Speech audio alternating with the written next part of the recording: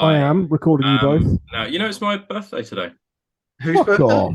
Is Yeah, it? it's my 35th birthday. Oh, mate, that's the worst one as well. You know what? I feel that, and also I thought I was 35 last year, but I gained a whole year because Heather reminded me I was being 34. But I've been mostly on my own today. This is the only form of human contact that I've had. Heather's Well, now Buckley's been looking 35 after you, years hasn't old, he? you see, so. I'd rather be on my own than stuck in the house of a fucking Yeah, I three-year-old. mean, it wasn't too bad because I got to make models all day. So, I mean, yeah, I had a pretty good day and just finished off at the gym. So, and I'm going to order sushi after this. So, Oh, mate. Fuck me. yeah, Well, happy What a birthday. day, eh? thanks, What a day. thanks very much. Yeah, thank you. 35th. I remember being 35. Yeah, it's certainly a milestone. So It's, do I. it's very there. 35 is awful. I 35 is remember, that awful, like, I oh my remember God. being It's just 40. the fucking gooch between being 40 and being 30. Yeah, yeah, Right. Anyways, Should we go? here we go. yes, let's do it. Hello and welcome to Heresy Hammer, episode 13.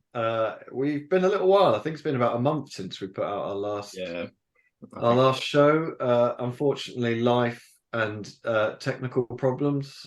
My internet decided to fucking completely die last time we tried recording, so apologies for that.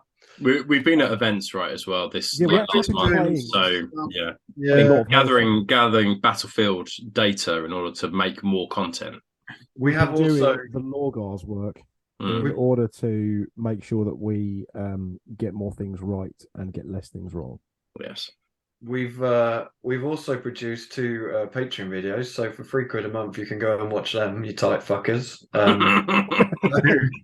So there's that.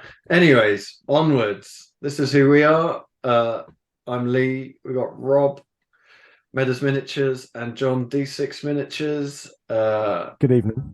We are sponsored by Cryptic Cabin. There'll be a link in the show notes. So if you want to go and buy any heresy goodness or any of the other stuff they sell, fucking all sorts of stuff, go check out their website. They sell And paint, also- don't they?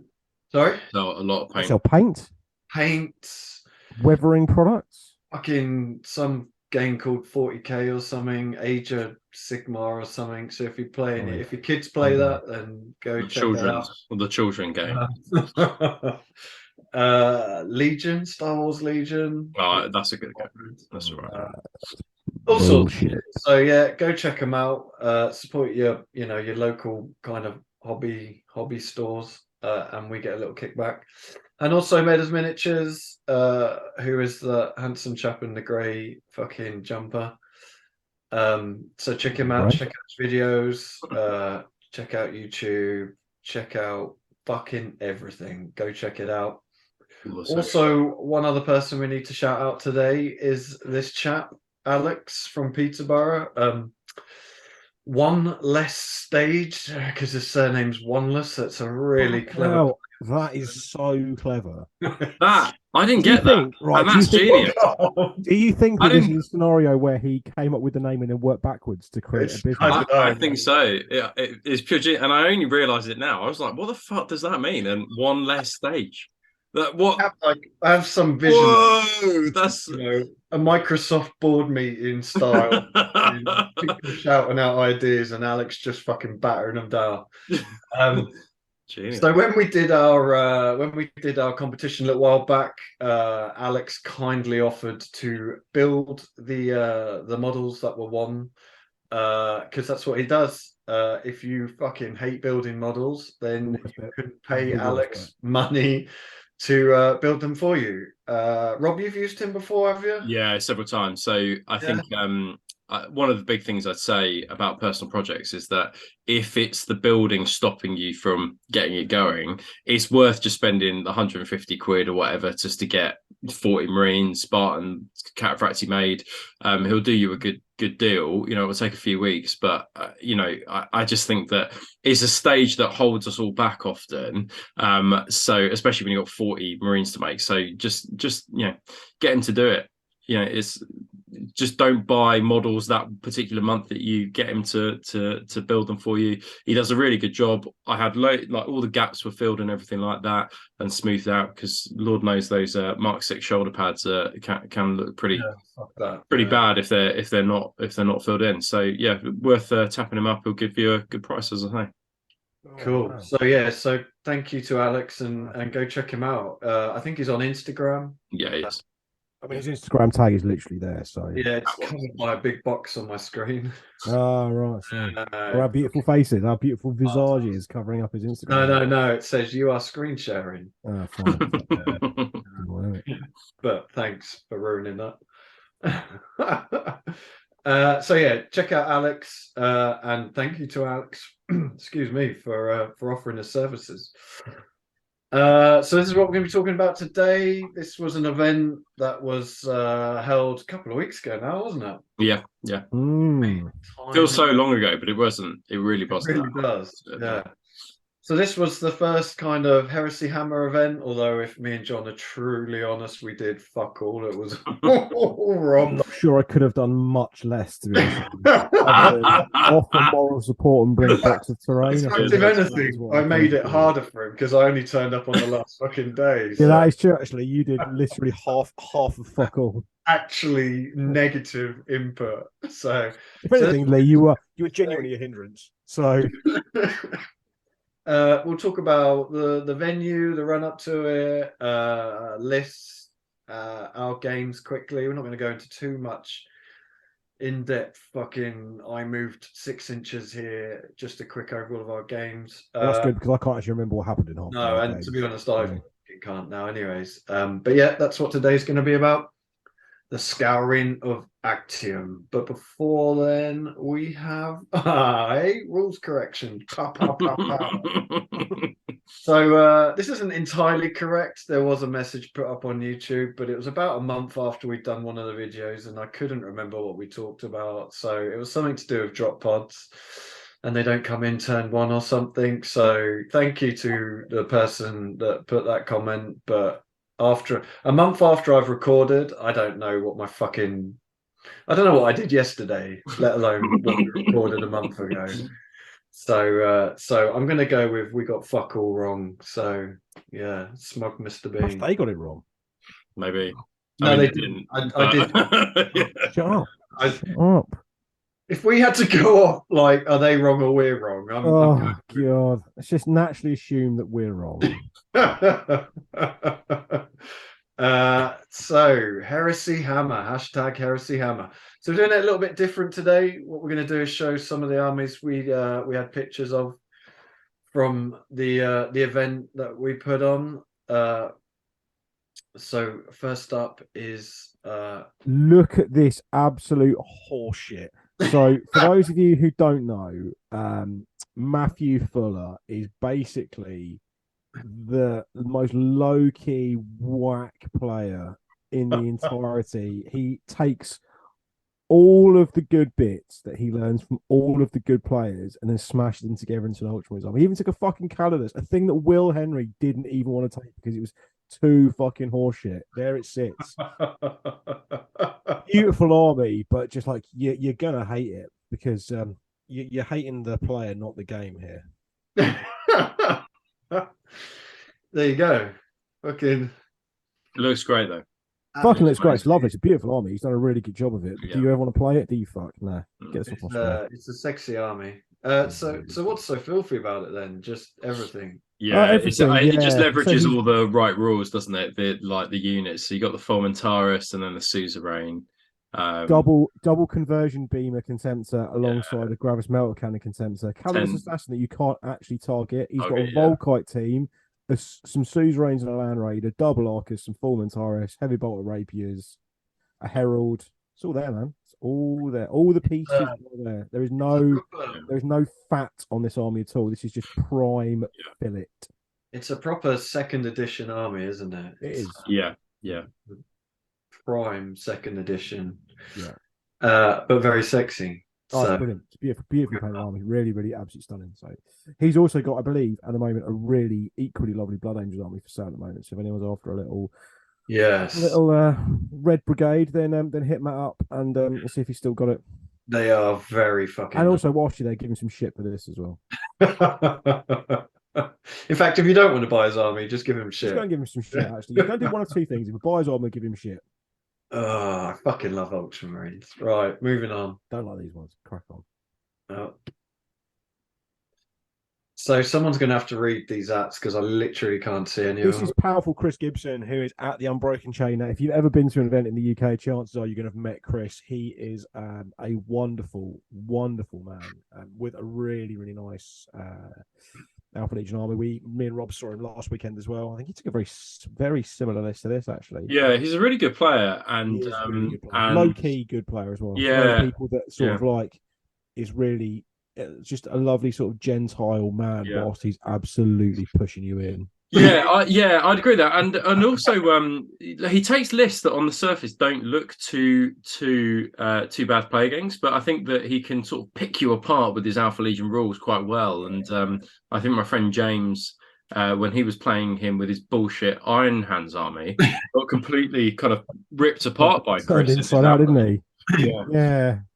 I mean, things like you kind of look at it and think two Deodatos. Like, I was literally saying, I was thinking that what does Chris know that we don't? With those two Deodatos? He knows things. Yeah, I think he leverages the Alpha Legion rule quite well. He's always just like out like 12 inches, and he's like, you can't react, that kind of thing. He's a top guy, Chris. So we nearly got a game in last weekend, but it was ripped away at the final moment. So hopefully next time out we're gonna dance. I absolutely love the color scheme of this army. Yeah, it's really cool. Really, really cool. Right, what have we got next? Oh, powerful. Yeah, I'm going to talk about this one. So this was James took this army, but this is Ian's Sons of Horus army, and I think the first thing that people kind of I noted was that I hadn't realised how extensive Ian's Sons of Horus actually were, because it is jam packed full of great and amazing looking units.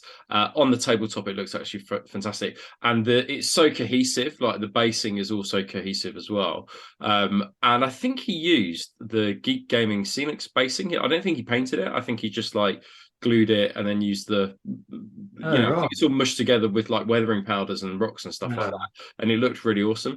But the big theme of this entire list was actually plasma. So if you have a look at all the dreadnoughts, they all have plasma. The Deredios and the Contemptors, there's a dual plasma there, and ones with Grav Fists and plasma. I think there's some plasma units. I think from having spoken to James and Ian, he was like, quite like to run the Predators with plasma. So obviously they've got Predator cannons on their currently. It looked awesome, and I just love the whole theme about it as well. But Ian and James told me it didn't play as well as I thought it would. There's large breaching blasts. I thought would be amazing, but apparently not. But it was an awesome looking army with an awesome looking theme. It looks fucking awesome. Yeah, really nice. Really nice. Right. Tabletop banter. So this tabletop banter, this is Callum's army, and this was his penultimate time taking this army. We saw the last of the word bearers last week before he sells it. This was so many tactical marines. He's famous for taking so many.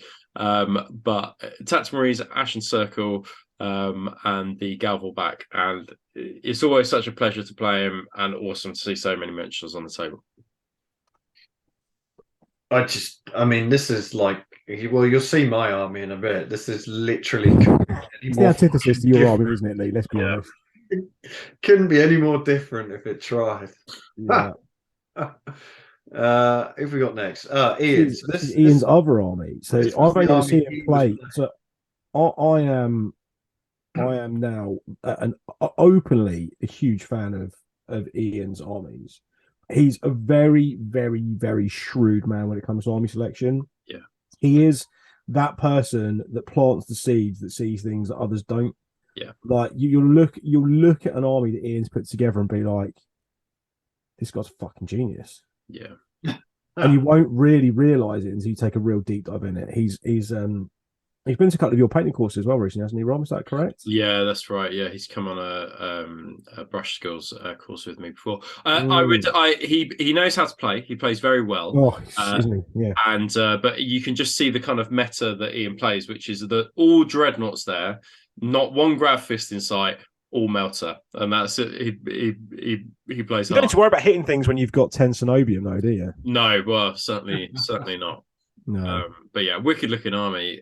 This army looks fucking brilliant. Yeah, I really like this army. I think this one was. I think he purely did this one ready for the Forever Winter event by 30k Frontier, because it's all like an Ice World basing thing. So I think you think. Well, I know he's immediately moved on to some. I think he's doing some Death God at the moment, so he's already he's already dropped these like a fucking hot chip, and off he goes down to off he goes off to doing the Death Guard. So yes, I mean I have a soft spot for Dark Angels, but yeah, this is a fucking awesome looking army. Most of it's 3D printed as well. Yeah. Tonka, powerful Tonka, and his fucking word bearers. White Scars. Are they? No, they're word bearers. You're right. They're early word bearers that look like White Scars. The fucking confusion on John's face. This is apparently a bit of a cheeky little list as well. I've not played it. Everyone who's played it tells me that it's actually pretty good. Double Scorpius and an Arcus and a Punisher. Ugh, but then he takes the Assault Marines, which I don't necessarily think. I think that's his attempt to regulate himself. Ah, right, of course, right, okay. Right. I reckon because there's 20 Recon Marines. 20 Recon Marines in there. Okay, yeah, okay. Cool. So I think he relies quite heavily on deep striking the Ashen Circle and the Assault Marines in, and then them doing something. But unfortunately, I think the dice quite often let him down. Interesting. Yeah, it looks like you could leverage pinning and night fight there. I think that's probably the idea, isn't it? He's a smart boy, Tonka. He's got a big old arm. He's got a lot of stuff to choose from, and a big old heart as well. And a big old heart. Absolutely right. An army nearly as big as his heart. Is this like a medical condition or no? It's a funny one with Tonka as well, because I reckon if you're putting on an event in the UK that's like within reach of him, you can pretty much guarantee he's going to buy a ticket. Like he's just that guy. He's just everywhere. He's just ubiquitous. He's like God, omnipotent. He's just absolutely floats around every omnipresent. Yeah. Right.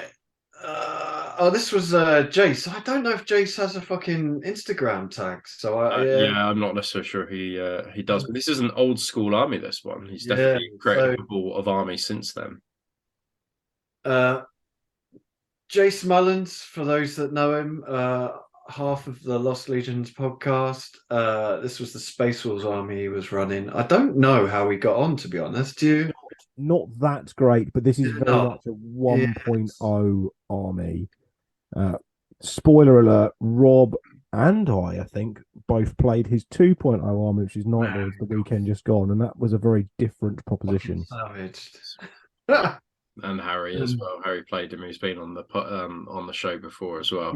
Yeah, that's true. And me and Harry were annihilated. Perhaps we'll talk about that, but the memories are still hurt so much. So it's a bit raw for you, isn't it? Yeah. Which for me it was a wonderful experience. Yeah. Cool. There's lots of Terminators as well, right? Lots of Aragir. Yeah. Little Tugger, the fucking famous Venator in the corner as well.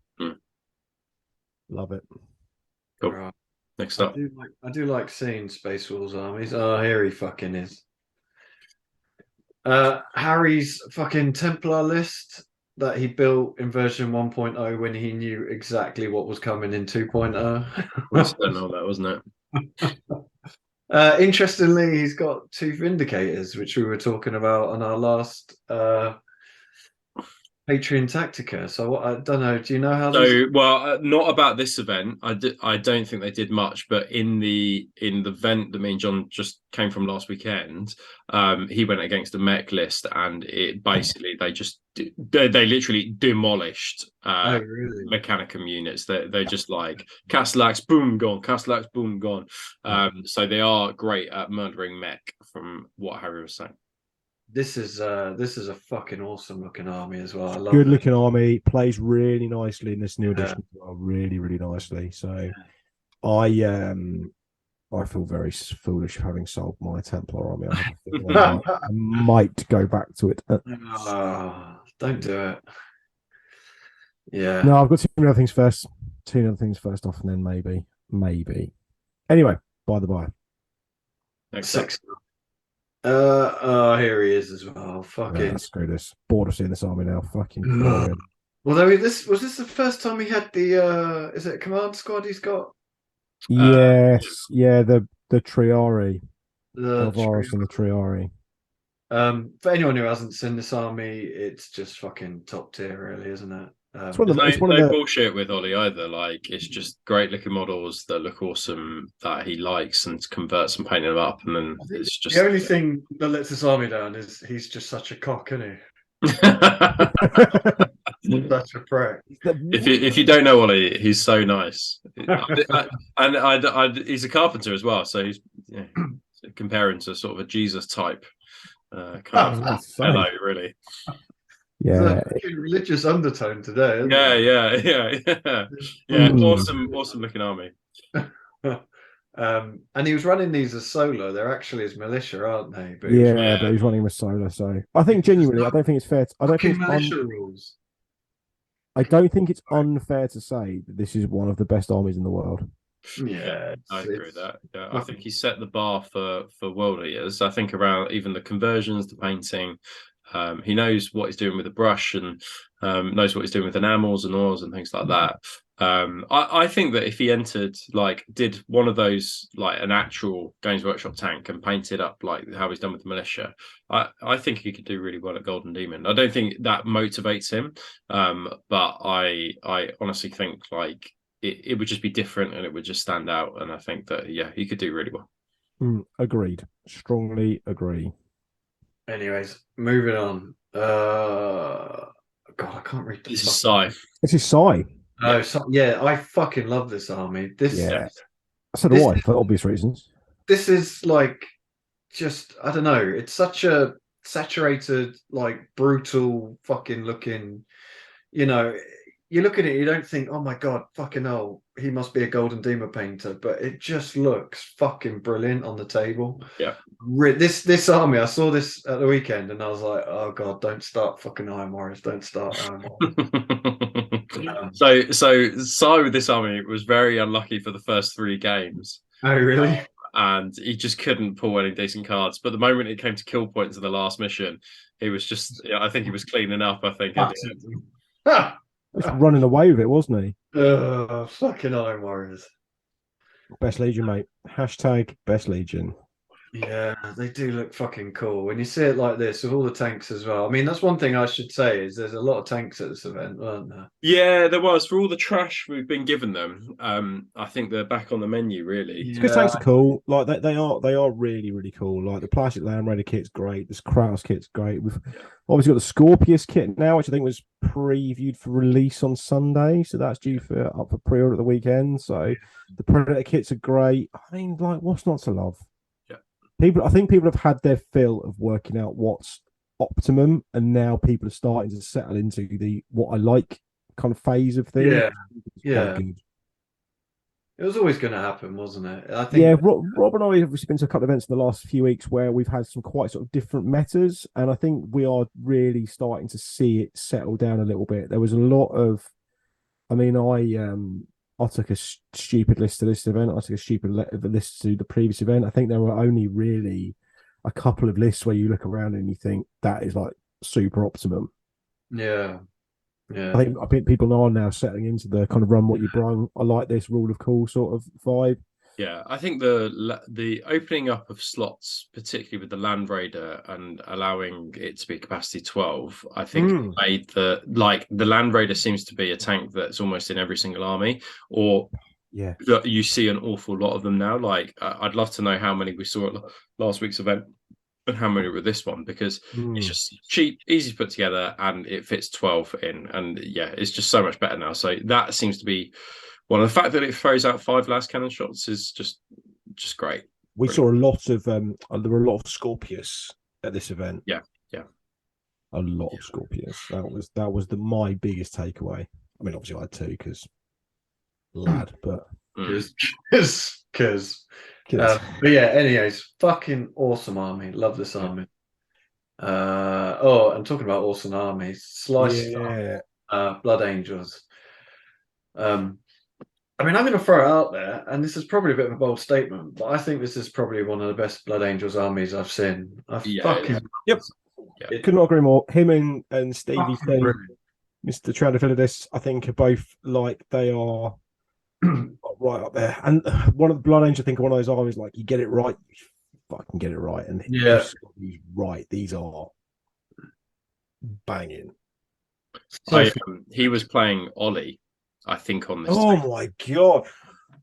Yeah, what a game to watch! It looks awesome.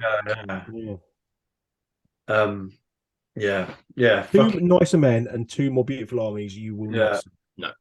Yeah. Fucking oh god. See, Blood Angels don't interest me as an army. They never have done. But when I see this, it's just like, oh, they just look so good when they're done well. Yeah. It just looks so fucking good. Yeah. Really do. Sexy army. Go check them out. And that's it. That was it for the armies. We are on to hashtag Heresy Thursday. So Heresy Thursday is basically going to be lots of fucking heads and shoulders. Yeah. I think these are right. The problem that I have with these helmets is that you need a side view, because I think they probably are slightly pointed, and it probably makes them look slightly better, because at the moment they look like flat, whereas the fire drake, the salamanders ones we'll see today have a side view, and they look slightly better because of that. I don't think these are amazing. They look like kind of Darth Vader-y, Star Wars kind of appearance. So I think probably the beaky is just better, but the bare head for me is just so cool. You're going to see that everywhere. That is fucking sick. I think it's great for Emperor's Children. I think it's great for Iron Hands. I think it's a great. They're great for an Archmagos. Yeah, stick that bish right in there. I think you'll see the crested helm might look quite cool in a tech marine, like a Forge Lord. Yeah, I think so. It's definitely like a look that an Axiarch or something might have to it. But don't mind these heads at all. No, okay. The shoulder pads bother me enormously, and the reason the shoulder pads bother me is because they've got trim. Yeah, I agree. Literally, I don't like the cog motif. Maybe along the bottom, wouldn't hate. Yeah, but they've got a trim, so you can have one trimmed and one non-trimmed shoulder pad. And you'll see this again on some of the other ones we show today. And it bothers my OCD when you've got one without trim and one with trim. Yeah, I agree. I'm the same. I think I put the picture up when these dropped someone did a kind of crossover artwork of a 40k Star Wars. There's like a Darth Vader in Terminator armor, and it looks exactly like this, doesn't it? Yeah. These helmets, and I just can't get that image out of my head when I see them. But yeah, I couldn't agree more. That bare head is fucking awesome. Like I could really see that on like an Emperor's Children or something. Just fucking savage. That's going to be a prized bit. Yeah. Ultramarines. Boring. Move on. Yeah. I mean, honestly, the only thing I would say about these ones that make them decent for any legion is that they have a stripe down the center. So if you're looking to do sergeants without a crested helm and want it with a stripe, it basically makes painting a fucking doddle for doing stripes down helmets, because it's such a faff trying to get it exactly right. The moment you go off slightly, it becomes a real pain. So if you're looking for stripes on your helmets, these are generic enough. Just get rid of the ultramarine symbol. Bare head's terrible. Crested head not bad. Like the stripe, the ultramarine symbol on the shoulder pads, ultramarine symbol on the shoulder pad. Yeah, it just is what it is, isn't it? But definitely useful if you want to do stripes, so especially for heavy support squads, because I think like black stripes or red stripes down units, I think just add a little bit of interest. Yeah. Thousand Suns.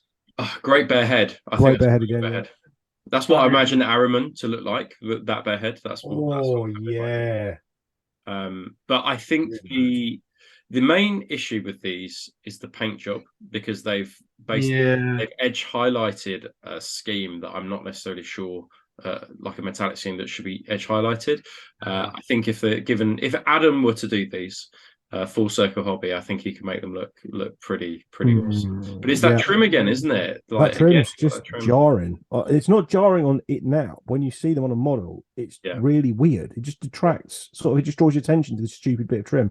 I do agree. That bare head is, that is really good. Pretty good, yeah. They just need to release all the bare heads together in one. Yeah. Oh man, yeah. Oh, they sell like hotcakes. It'd be awesome. Throw half them in the bin. Yeah. And then these were released today. So. I love these helmets. Like, I think they're proper dragon-like. I know they'll split the room, but I think they're brilliant.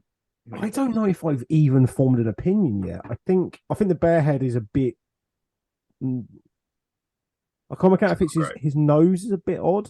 I think the bear head is the paint job. To be honest, he just looks dead. I don't know. It's weird. It's again. Trim, big problem. Get out of the habit. GW have putting trim on their Mark 6 shoulder pads. Just fucking fuck off.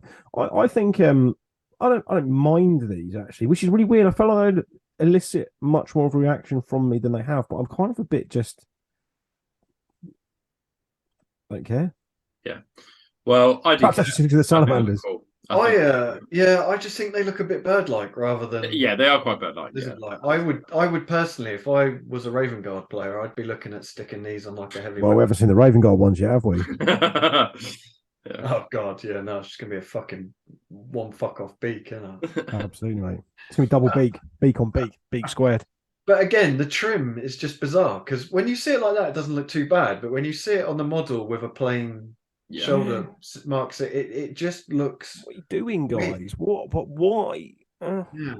Like they almost need to release a blank shoulder pad that can go with these shoulder pads. You know what I mean? Yeah. Like or just don't put the trim on them in the first place. Or just don't. Yeah, but you know what I mean? It just like it sends my OCD into fucking overdrive. On that. Yeah, I can piss off.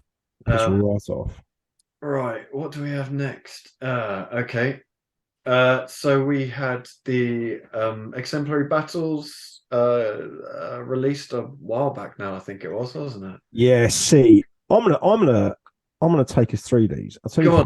Because I think these are the first exemplary battle unit that you used to see, like plenty of people in the past have kind of created these in lieu of them existing. Yeah. Like you used to see back in one. I mean, I know that obviously Josh, our mutual friend Josh Omegon Edge, kind of kickstarted the whole Efrit thing, but you did see them quite a lot. It was quite a common kind of color variation to see, like all black Emperor's Children. No, Emperor's Children, fuck me. Alpha Legion.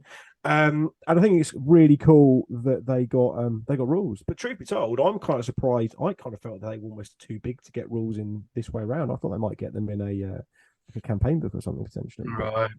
I think they're really, really cool. Actually, if I'm being honest with you, I really like these. And if I was an Alpha Legion player, I'd be all over these for several reasons. I think they're pretty good in the game. But I also think they're really cool from a kind of thematic and modelling perspective as well. I think these are great. I spoke to Chris Gibson Gibbo over the weekend because I think he had some of these already and he took some to the 30k Frontier event that Rob and I went to, and he said they were pretty disappointing. Oh really? Yeah, it was a bit of a weird one. I think I think they've got some play, to be honest. I think them being an elite as opposed to like a troop in a standard recon is a bit of an odd one possibly, but I think they've got some really cool. They've got shroud bombs, which is great. They can infiltrate. They can scout. One of the things that infiltrate and scout is fucking mad, actually. Yeah, one of the things that keeps on recurring with these exemplary battle units is that they don't consider dedicated transports. So this unit can't even take a rhino, and so you've either got to buy a vehicle for it, or run them on foot. Now, I don't think that's too much of an issue because it's got infiltrate and scout combined with the Alpha Legion rules. But if you want some flexibility, not even unlocking a rhino I think is won't keep them safe necessarily on the first turn, especially if somebody seizes against you. But they've got some great and cool weaponry. I think that's the thing about these Exemplary Battle units. I mean, like Bane Strike bolters are just fucking awesome, but Bane Strike shotguns just sound really, really cool. Yeah. Like they're not, they've obviously not got the same range, but like breaching 6 up is nothing to be fucking sneezed at. With Shred and Assault too. I mean, that's really fucking And concussive. Yeah, I really like the idea of small teams of these shooting a target, getting concussive on them before like the main assault goes in. Yeah. Like you say, I hadn't even realised, and I fucking made this, that they're elites. I think, like you say, that's probably the biggest downfall of them is they're up against other options that you might take over these. I think. Yeah, but I think as well in an Alpha Legion list, I think you're probably inclined to maybe not necessarily consider some of the other options if you kind of catch my drift. I think definitely I think the Hydra's Whale is really cool, like the ability to kind of counters to counters. I think is a really fun way of playing, because obviously you're taking an augury scanner and a Vox as a way of countering, like maybe being deep struck. Whereas now you can counter that counter. I think that's really cool and quite Alpha Legion-y. When it refers to yeah. See, I don't the where it says act. So I'll just read this for you. A unit can only be affected by a single instance of Hydra's Whale special rule at a time. In addition, units affected by the special rule do not gain the benefits of any war gear that models in that unit have includes augury or Vox in its name until the start of the active player's next turn. Are they referring to the player with the augury? Are they referring to the Alpha Legion? No, I'm sure they're referring to the player with the augury and Vox. But then here, so the Hydra's Whale weapon for me is completely redundant, isn't it? Because you've got in terms of the augury scanner, what you're basically trying to do is get rid of, well, one of the reasons is you're trying to get rid of the interceptor, but the interceptor would just ignore this because it will, on the next turn, basically the Hydra's Whale stops, the augury has an effect, and so the only thing I can think that this would stop is a long range reaction during night fight. Yeah, well, night fight, but also as well the ability to, like with Voxes, to kind of re-roll, because you normally tend to have a unit that's got a Vox that has like I take normally a Vox on like a heavy weapon squad because it tends to have quite a good field of vision. So maybe there's something missing. So maybe if you have seen something that I'm not missing or I am missing, and because I think that basically you'd want to shut this down for units deep striking. I don't think that works in principle. And let us know in the comments below if I'm missing something here.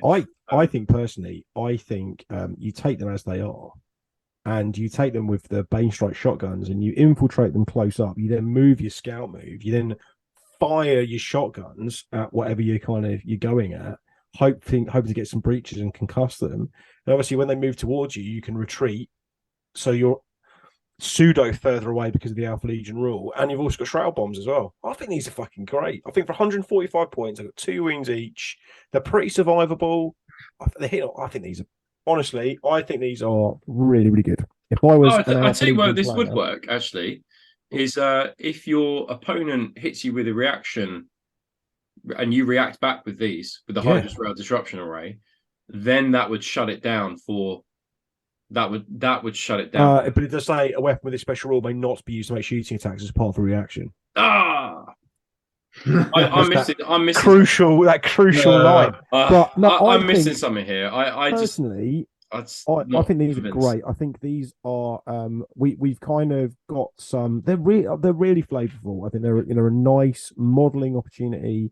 I think 145 points for 5 guys. You can even give them power daggers, and power daggers are not to be sniffed. Yeah, I was thinking I quite like the idea of that. They're going to get 3 attacks, 4 on the charge.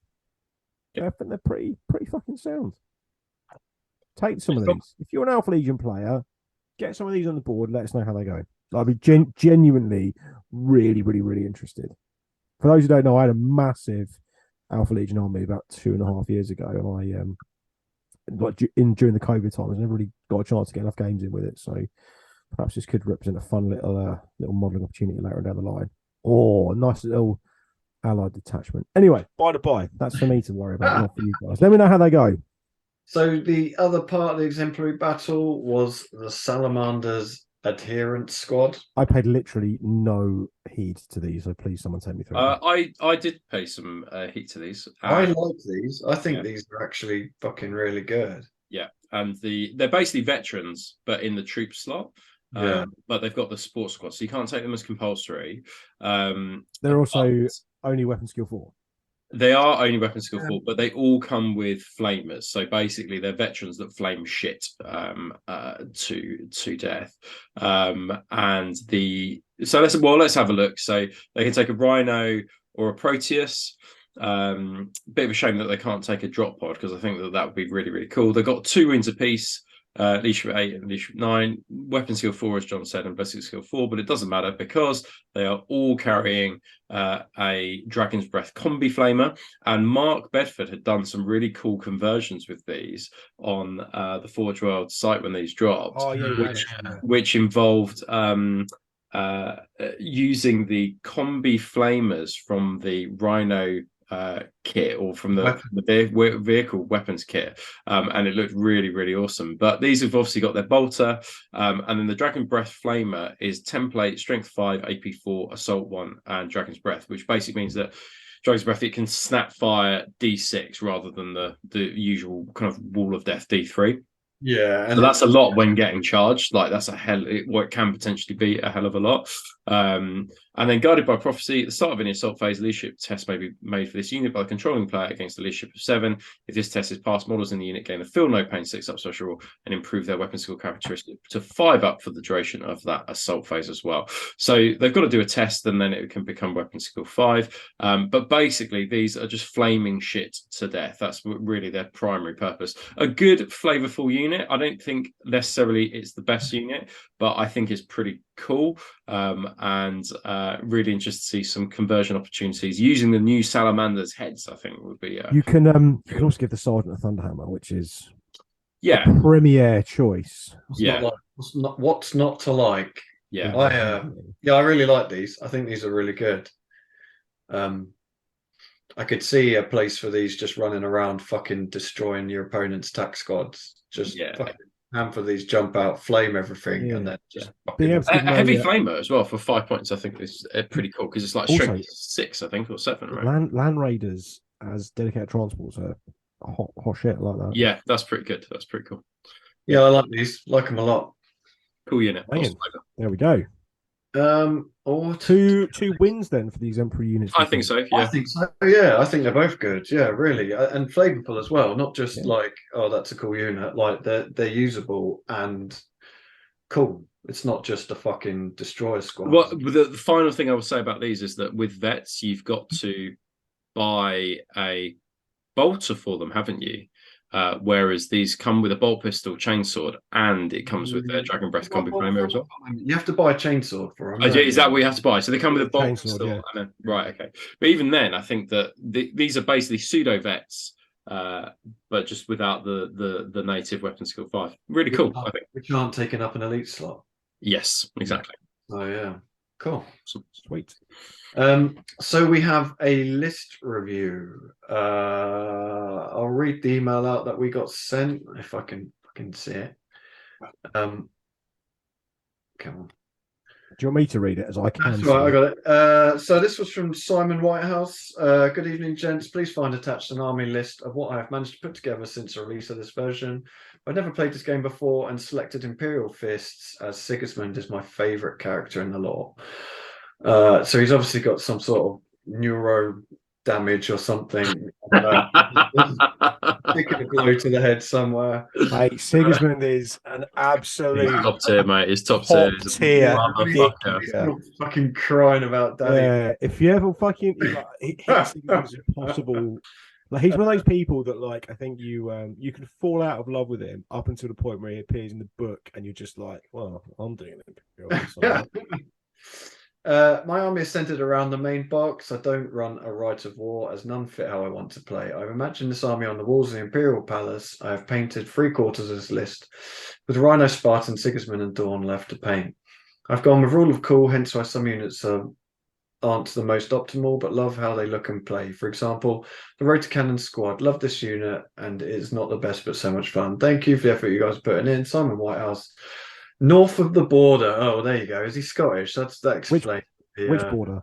Thank you, Simon. Because everyone is north of any border with me. So could be in Devon.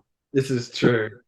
So thank you, Simon, for your email. And we are going to take a look at the list now, and I'm going to run through it because I am familiar with Battle Scribe. So these two retrobates aren't so familiar with it. So I'm going to kind of like hieroglyphs. I'm going to don't hate the iPhone.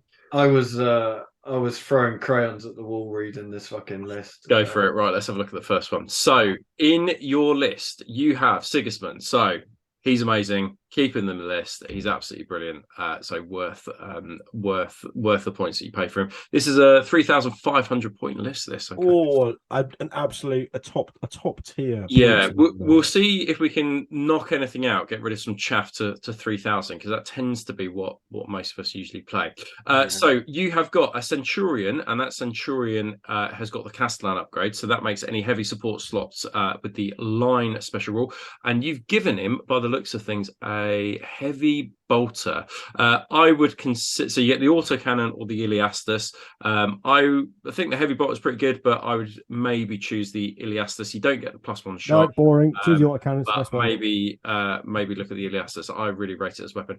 Now you've also got a Praetor in there. He is from the box. He's got the Paragon Blade and the Volkite Charger.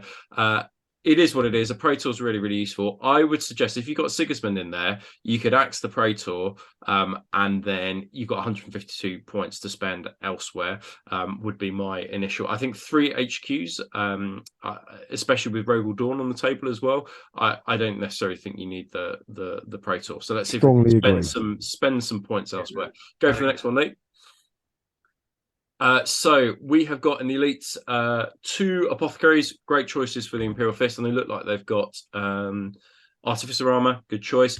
And then we've got a Terminator Cataphracti squad. Now they've got each the Solarite Power Gauntlet, and they've got a combi bolter. It doesn't look like you've taken the shields with these, but I think at the moment you can't take the shields on Battle Scribe. It won't let you upgrade them. So my initial thought is rip off the bolter, the combi bolter, and then buy some shields from Forge World and then make them some Huskars, because those are fucking awesome. So yeah, just rip off the combi bolter, add on the shields, which is basically just, it's all the same, and then spend the extra points to get the Huskars, because they're an absolutely amazing unit. They get battle hardened when they get charged, so they will be basically fucking invincible, and then they get Hammer of Wrath when they charge as well. So it's also worth bearing in mind as well that they are in theory viewed as Dawn's personal bodyguard. You have Dawn in the list. Yeah. So from a thematic perspective, it makes perfect sense. And get rid of those 2 heavy flamers, I'm afraid. Yeah, get rid of them. Yeah. Replace it with a shield. Perfect. Exactly. And you've bought Deep Strike for that unit. The Huskars come with Deep Strike, so you'll probably on balance save yourself some points there as well. Right, let's have a look at the next thing, because I think probably his plan is to Deep Strike them with Rogal. So you got 2 dreadnoughts. You've got the Borgir combi Gravis Cannon. So you've gone for the bolt cannon. I think it's a brave choice for Imperial Fists. I think you get plus. It doesn't leverage on a Contemptor the Imperial Fist rule, though. I mean, you can get +1. I don't think there would ever be a point where you force a snapshot unless a neutron kind of thing hits you. But hopefully you've magnetized them and go for the melter. But I think that just for rule of cool, the Gravis Bolt Cannon looks awesome, and 2 Gravis Bolt Cannons on 2 Contemptor Dreadnoughts will pour out a fair amount of fire. It's just that you won't be using this to pop vehicles. You'll be using them to kind of take down infantry, really, is what I kind of think about that one. The bolters, yeah, it's all right. But 2 Dreadnoughts are critical to have on the list. Templars, so they're unlocked by Sigismund, and they could be taken in your troops. So can we very quickly just go back to? Oh, he's got a melter cannon. I lied. I was about to say we've got 2 dreadnoughts, one of which is the melter cannon. I was about to say the dreadnought is one of the few and the easiest chassis to get some of the Gravis weapons on. So there are very few things in the game that can take the Gravis weapons. Contemptors are one, so you kind of want to be leveraging that. So I would potentially look at las cannon fist and melter cannon fist, or possibly even go double melter cannon on one and maybe double fist on the other. But I think personally, the heavy boltish can probably stay at home. Although it looks cool, right? So if you're just looking for 100%, depending on your meta, you are right. It doesn't necessarily leverage the Imperial Fists rule so much. So So I'd be interested to see this one. So I thought Sigismund, if he's in the army, can just take Templars as troops. But it might be if he's just the warlord. So I have to double check this one because you've put them in the elite slot here. So check this out. Yeah, cheers, thank you. So you've got your combat shields, good. You've got your melter bombs, good. So basically they're going to be taking down everything, and then hopefully for your champion you have got.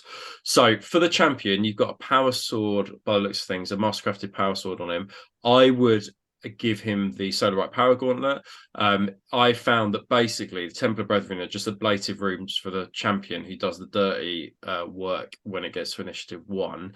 A really great unit, and hopefully you're going to be putting one of your apothecaries with the Templar Brethren, because now that they've lost the 5-up combat shield and it's only a 6-up, they definitely need an apothecary. So you'll have the 6-up followed by a 5-up Feel No Pain. I can't see if you have bought a vehicle for them. I'm hoping that you might have brought a Proteus, but maybe it's in your heavies. But yeah, they definitely need a Land Raider or a Spartan or something to carry them around with. But yeah, great unit.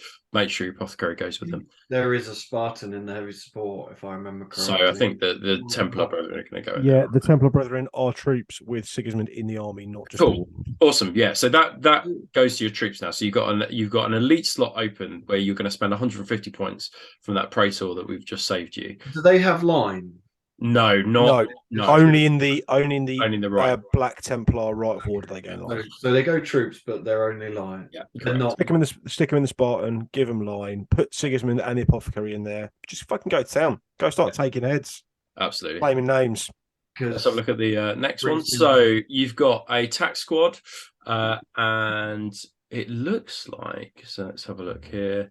So your sergeant, artificer armor. He's got a plasma pistol and a bolter. I don't know if he's got any other kind of thing, just plasma pistol. Oh, and a power sword as well. Yeah, that's from the box, right? Looks pretty cool. That's fine. And then you've just got 8 legionaries with their bolters, and then you've given them. That just looks to be it. So it's just a bare bones kind of like tax squad. So that looks to be 10-man. And then the next one looks to be far bigger or more points on it because it's got a rhino in there as well. Yeah, absolutely fine. And then the tax support squad, you've got the rotor cannons. Now, those are a 9-man rotor cannon squad, and you've got the artificer armor and the sergeant. So I would, if I were you, buy an augury scanner if you can for that unit. So it will ignore the night fight. So we've saved you some points. I would also be tempted to for me personally, because they are an assault weapon now and not a salvo, I'd be tempted to put the tactical sports squad in a rhino and have them moving about and then shooting shit. So it just makes them a bit more mobile. They can hop out and then shoot stuff. But I can see why you would want to get a tac squad in there because you might want to go objective grab. So it just depends on your play style. You've also got a multi-melter on your rhino. I think that's a great choice. So keep that. So not much more I would do about that one really. Just consider where your rhino is going to go. Next. I mean, the only thing I would say is in a 3,500 point list, you've got 2 scoring units. Yeah, you might need more. So probably drop that Praetor and get another tax squad. Yeah. Because scoring is fucking key. Yeah. Good point. Good point, Lee. Let's have a look at the next one. Absolutely.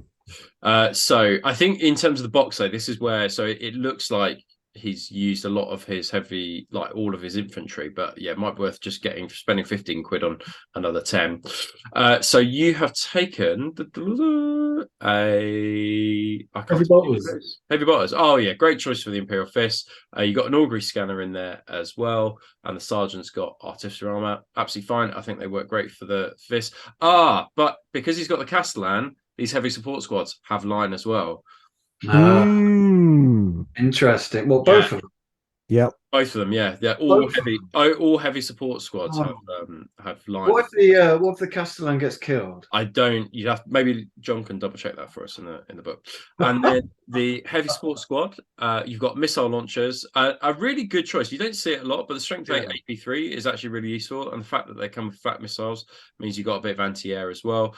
Hopefully, you've taken an augury scanner. Yeah, you have, and some artificer armor in there as well. I think they're two good, solid choices. I mean, the most optimum choice is obvioly las cannons, because they're only, for a squad of 5, they're only 5 more points, but it's 5 points kind of each.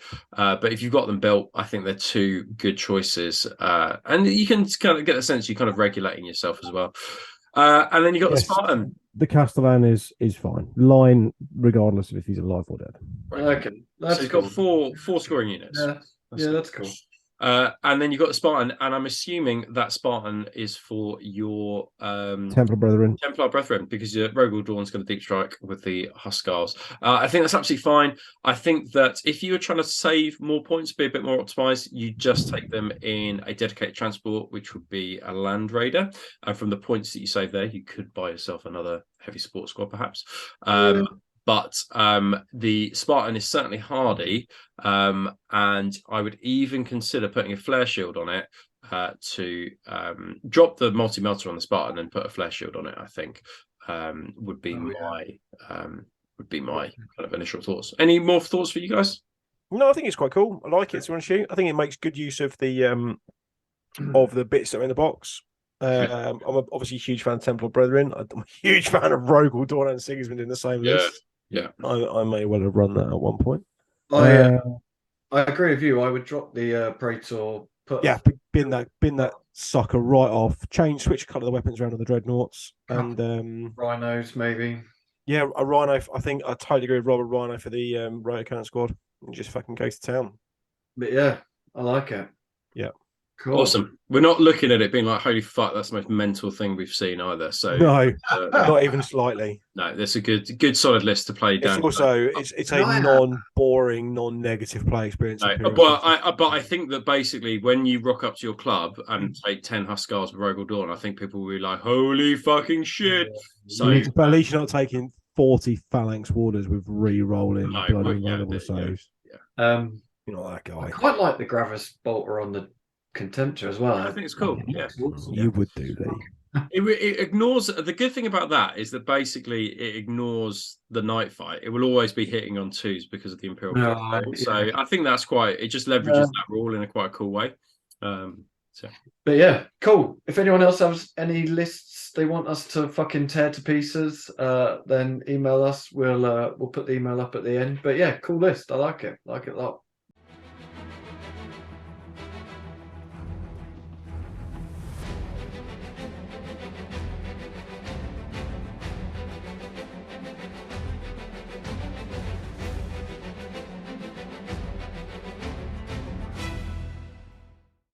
What have we got next? The Scouring of Actium.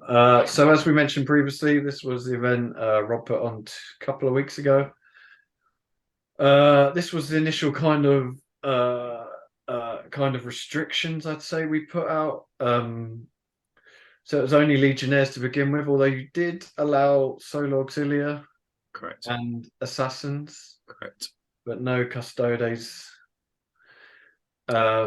Too busy fighting on Terra, protecting the Emperor. So there wasn't really too many restrictions, was there? The main one was Contemptors. You couldn't just take fucking Talons and Talons of Contemptors. Yeah, it's funny when, especially in that stage, just as soon as 2.0 dropped, you had, I think, kind of event organizers who were planning events in sort of 2, 3, 4 months time basically panicked, didn't they? I mean, that's what happened. Yeah. To some extent, that you can apply that to what I've done here, which is that people went into meltdown about Contemptor dreadnoughts, which aren't that worrying, as now that we've kind of sussed them out, how to take them down.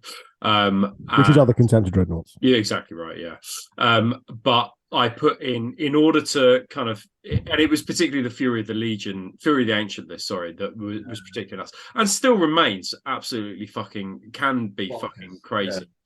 So we just restricted it. So these are the restrictions that I put in. So you might, if you are playing an event yourself, you might want to put this restriction in for Fury of the Ancients list. So when taking Fury of the Ancients, dreadnoughts of any type may not be taken in Talons, for example. If you wish to take 4 Contemptors, you must use all 4 of your elite slots.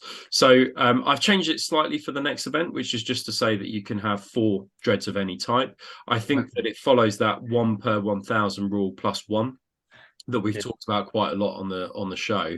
But this, Will made a good point on the Merchant Princelings, which is that it restricted what he could take, not being allowed to take them as talent. So I think it was probably better restricting the number rather than the slots. So that was one thing that I was going to say. For me, it kind of I struggled. You can only fit certain amount of things, and when I run an elite army, I kind of rely on the elite slot. So so something we've learned from, and definitely feedback, and but this is what we said when taking through the Ancients list. The rule Death of the Venerable we added to the limitations of that right of war.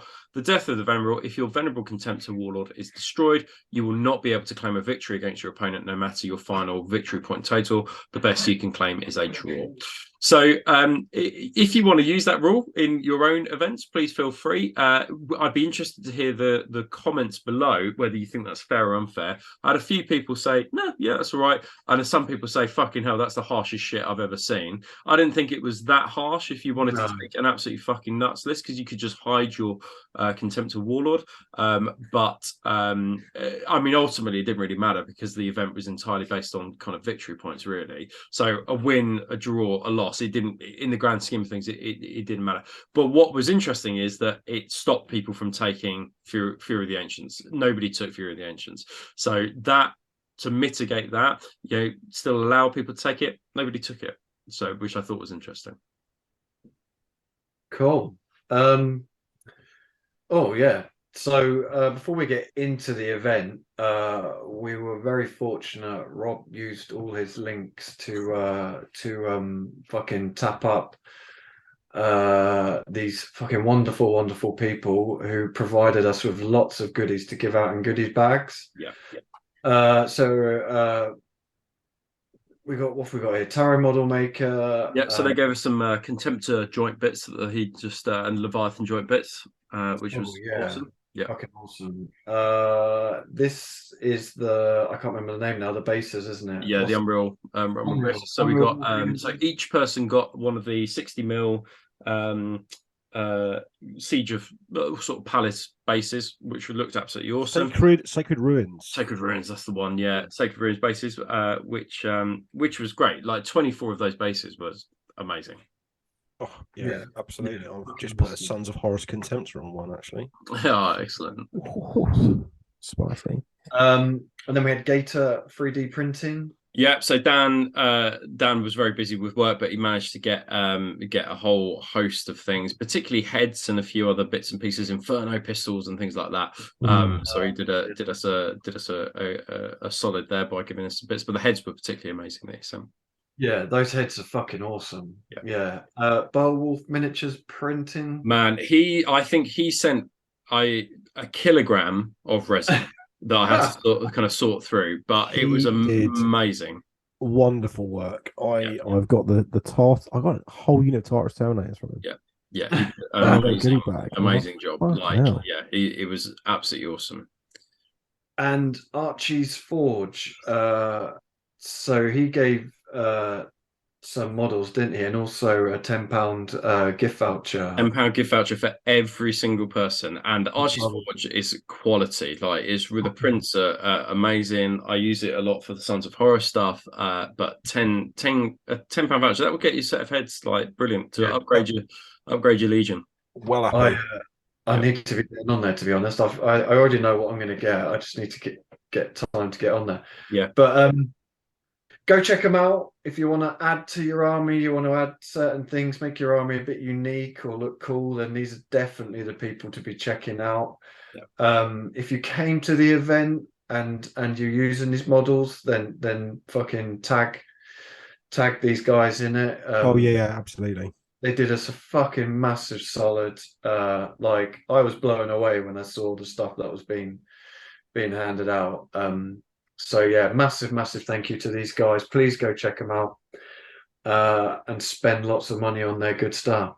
Yeah, fucking awesome. So back to the event. So the event was held at a school you used to work at, Rob. Yeah. I mean, it's a fucking decent sized building. Is that the first time I've been there? I'm trying to think. I think it is the first time you've been there. Yeah. First time in 30 years, anyway, Lee. Sorry. First time you've been there in 30 years.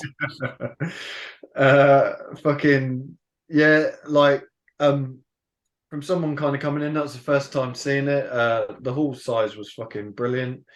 I think the only kind of feedback we got really was the table sizes, wasn't it? So because it's an unexpected consequence of hosting an event in a junior school where tables are provided is the fact that the tables are provided for juniors, so they are not very high off the ground. Luckily, they were compensated by those tiny brown school chairs, which you could kind of purchase off.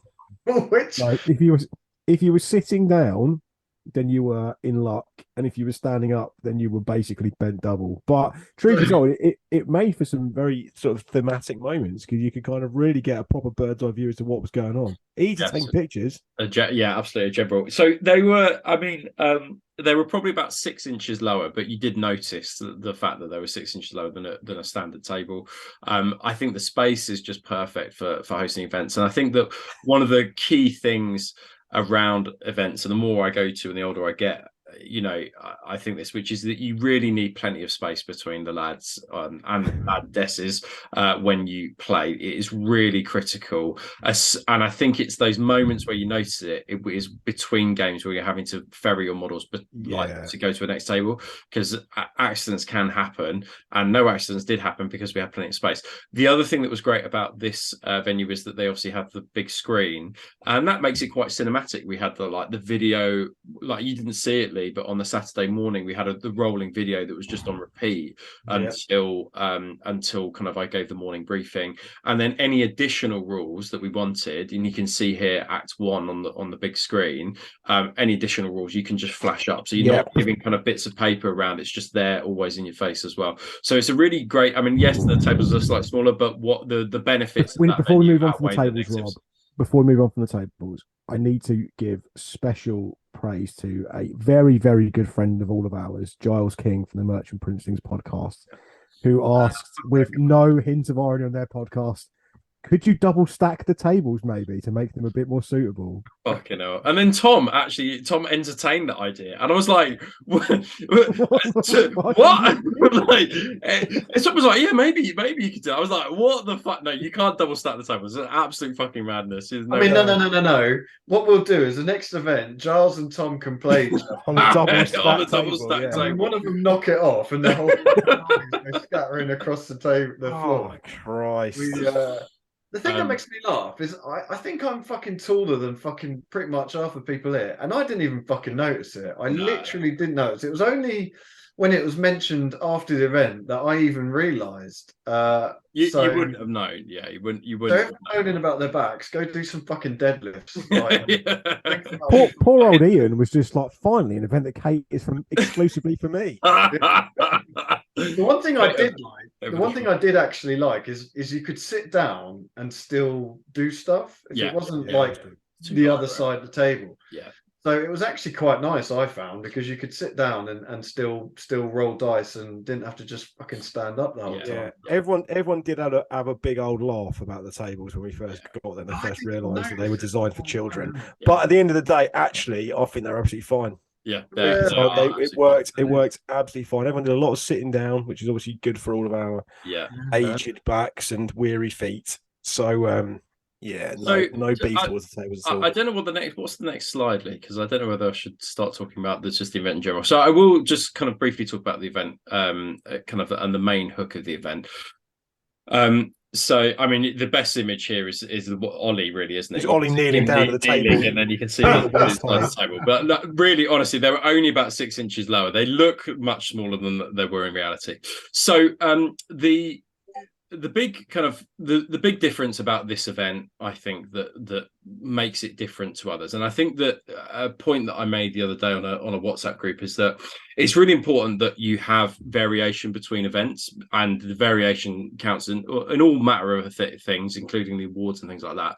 But the gaming that you actually do, the actual games need to have some variation within them, because people would just end up playing the same things over and over again. Hang on, because I know what you're going to start talking about, but let's talk about that when we talk about the first mission. Okay.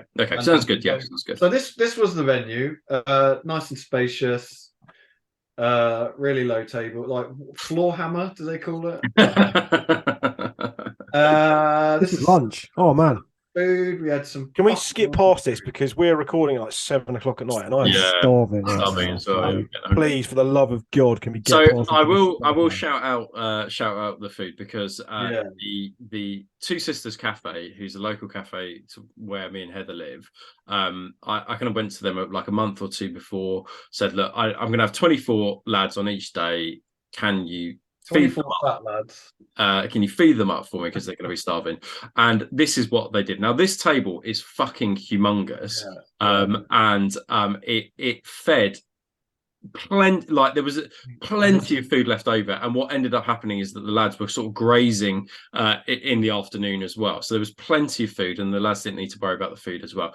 And they did a great job for us. We'll get them again for catering for the next event. So if you bought a ticket for the one in March, we'll kind of get them to cater for the event. But the food was great, and also there was vegetables and fruit that was there as well, which was just so important for people's lively, just to keep them alive during the week. If I haven't got a banana and an apple at like game one on a Sunday event, I am basically like, Saturday, it doesn't matter. It's like, I don't give a fuck. I'll eat burger and chips for lunch, and then I'll eat a massive curry and 5 beers of an evening. And then, but like Sunday morning, I want a bottle of water, I want an espresso, I want a banana and an apple. Yes, and maybe some sort of pastry. It's funny, isn't it? Because we joke about it, but most events I go to, I do get to like Sunday evening, and I'm like, I just need fucking vegetables. I need something that isn't been fucking cooked in grease. So the food was bang on, absolutely fucking awesome. To be fair, like, I wasn't sure what to expect, but when it turned up, I got shooed out because I was trying to fucking. Trying to get amongst it. So that was the venue. I mean, personally, as someone who wasn't involved in organising it, I thought the venue was fucking ideal. That's where the next event will be held. I think the only kind of negative feedbacks we had was teas and coffees.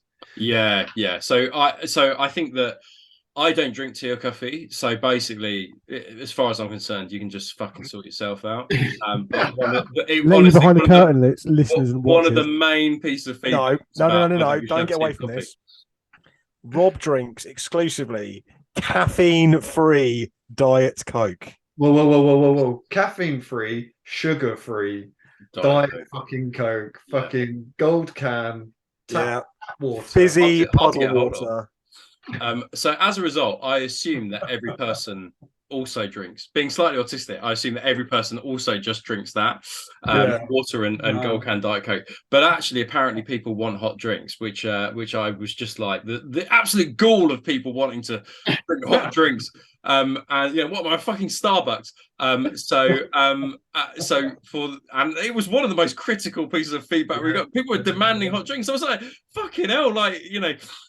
But we will make sure there are coffee and tea making facilities at the next event for people, because people just couldn't cope, could they? They were just desperate for they were gagging for tea and coffee. Rabid for tea. Yeah. So I've learned from I recognise my failings. We'll be sure to correct them. So that's the venue. So we'll kind of get into the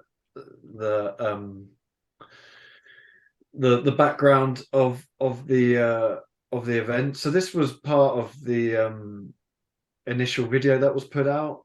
So I'll just read this quickly. This was only initial bit, but I think it's quite cool. So Terra is under. So when Rob put this out, it was done in some weird voice actor fucking.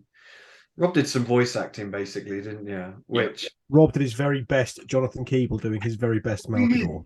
It was really fucking good, but I just have to take the piss out of it because that's my nature. I think the message Lee sent me was, I really want to take the piss out of it, but is actually all right.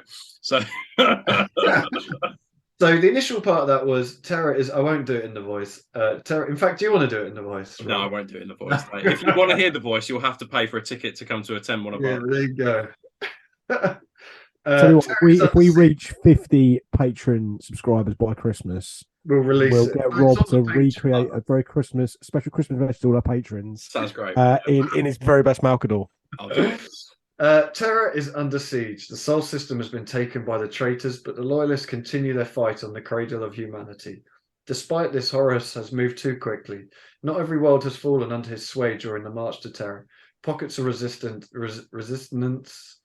remain. One such place is Actium. So do you want to just talk quickly a bit about?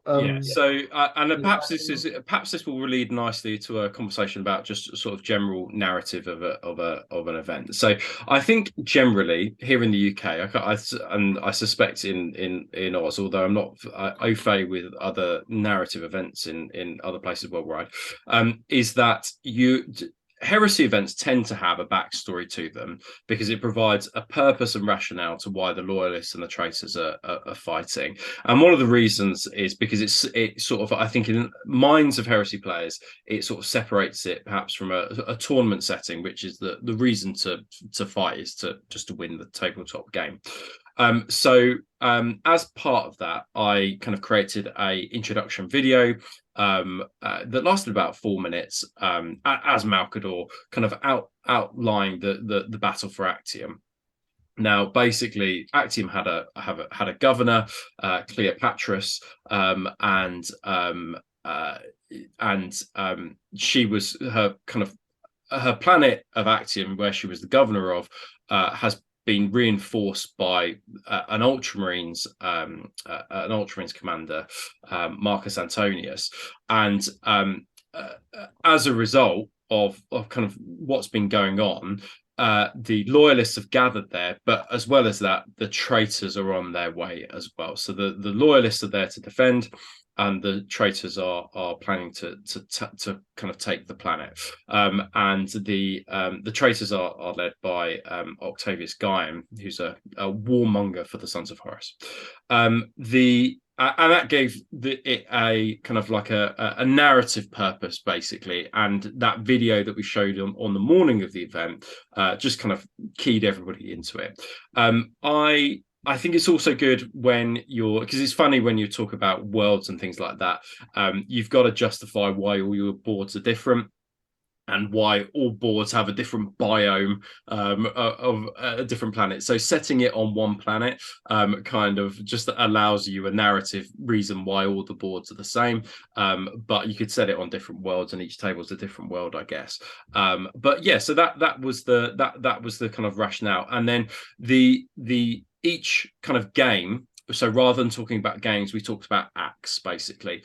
And we wouldn't count victories, we would count victory points. And I think that my rationale behind that was that it's really easy by turn 2, if you're absolutely getting fucking hammered to shit, it's really easy just to be like, I'm going to lose this.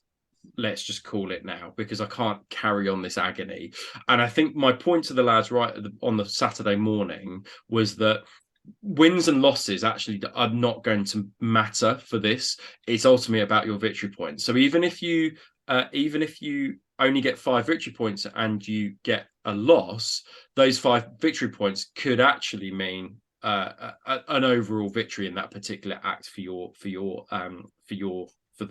the act and for that quadrant of the world that you are going to try and take. So keep fighting, don't give up, see it through to the very end.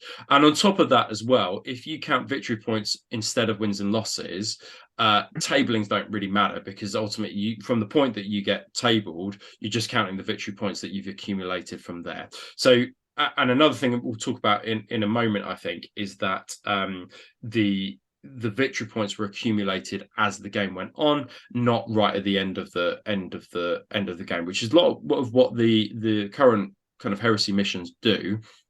They kind of force you to kind of, it's all about that final 4th and 5th turn or whatever to gain those victory points. So there's my kind of like rationale behind it. And I didn't want anybody to have a kind of a bad experience because they were playing somebody whose list was particularly harsh.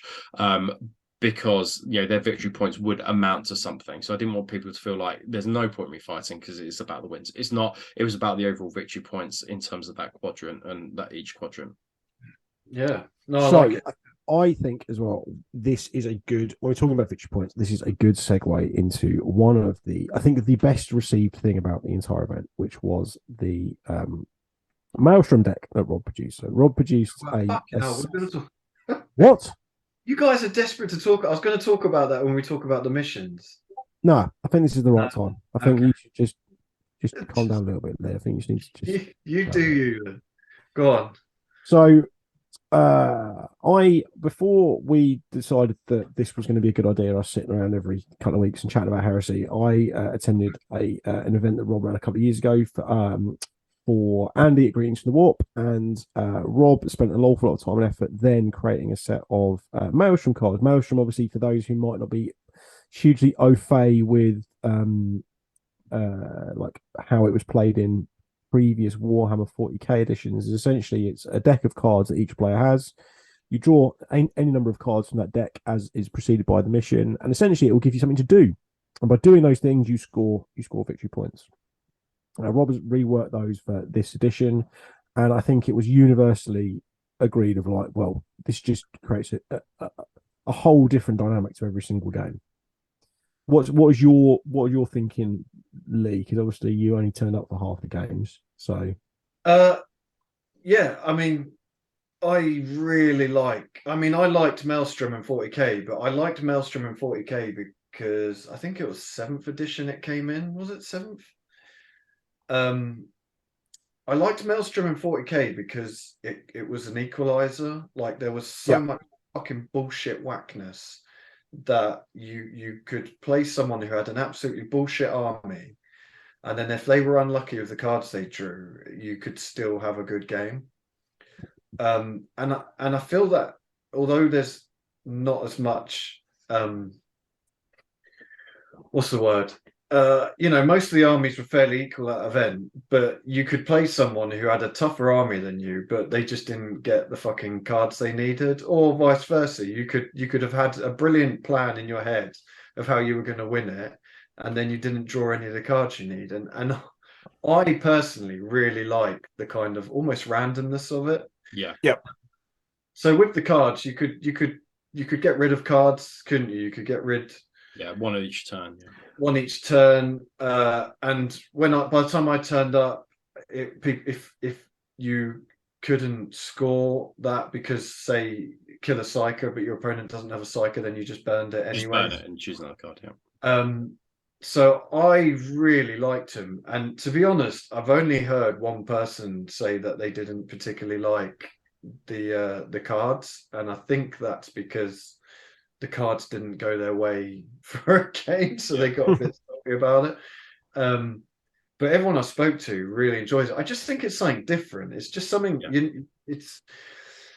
you know, if you want to play Red Book, or not Red Book anymore, but if you want to play the standard missions, then that's fine. And then a lot of event organizers will create their own missions, but a lot of the missions, unless you're building tables to certain missions, they're still going to be similar. Whereas I just like the fact that the Maelstrom cards just throws in an element of randomness, like, oh, I can score, but I have to get that objective over there, but I don't really want to send a unit over there, but I have to because otherwise I'm not fucking scoring. You know what I mean? It just Yeah.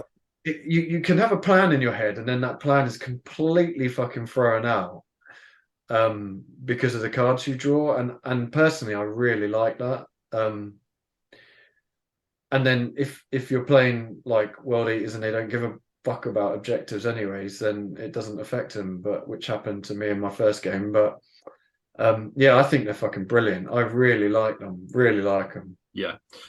So yeah, I think everything you've said, Lee, kind of is my rationale. I think that there will be some people who are just have an unlucky time with the cards. Yeah. And the more you play with them, the more it will balance out, right? But inevitably there will be some people who just get unlucky. And that might make for a poor or a bad gaming experience. But I think that if on the whole, 80% enjoyed the games, I think as an event organizer, you kind of like, okay, I think, that is successful. That's good. You want everybody to have a good time.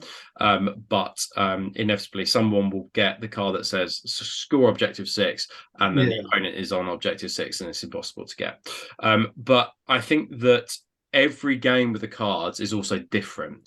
And I think that's part of the reason why we used to like them so much, is that it's just not the same over and over and over again. Like, it's literally just different. And I think the way narratively you justify it is that you kind of say, high command is giving you different objectives as the campaign goes on, and those cards represent the different objectives that high command is ultimately giving you. I think in narrative terms, it's hard to justify the cards because they're so random, and that it doesn't necessarily fit. Exactly as you said, Lee, you do, to get true narrative, you need particular tables. I mean, 30k Frontier is a good example where he designed tables specifically for that. Yeah. But then every player is playing the same mission, right? Be it on the ruins, or be it on the Steelworks, be it on the steelworks, right? So every player's playing the same one. So there are some practical sacrifices you need to make as an event organizer in order to logistically see it happen. But I think overall they received positively, and people walked away with those set of the deck of 30 cards or whatever as part of their ticket price as well, so they can go and play with their friends afterwards. Also worth bearing in mind as well that if you subscribe to our Patreon, you will have access to the cards, so you can play with your friends that you may own at the home that you may also own. Exactly. I've even told you how to print them off at the local printers, and you just send them the information. They'll print them off for, I don't know, £8 a pack or whatever. You just get them one-off stuff. Cool. But wonderful, and they are well worth it. They are, especially for kind of pickup games or hours of play. Yeah. Absolutely, it makes everything completely different. I think narratively, I get what you're saying, like, because of the randomness, but I kind of like that in a narrative sense. There's always going to be absolutely. High command, like you say, high commander said we need to take this objective. Like, you're not going to get a reason. You've just been told to fucking go and get that objective. The reason could be like, because if we take that objective, we'll end the war. You know what I mean? Like, yeah. The reason behind it doesn't mean anything. I really like it. That's really, good to know, yeah. I wouldn't want to play every single fucking game using Maelstrom, but I think, like you say, certain events, you'll go to some events and they'll create their own missions. You'll go to other events and they'll use missions out of the books. I think it's we played 3 out of 4 with Maelstrom. Yeah, the last game, I think that was really good. Yeah, the last game was a purely kill points one, partly because it's Sunday and you need guys to finish quicker. So the objective-based missions always take a little bit longer because Yeah. you're trying to keep units alive to be able to score things.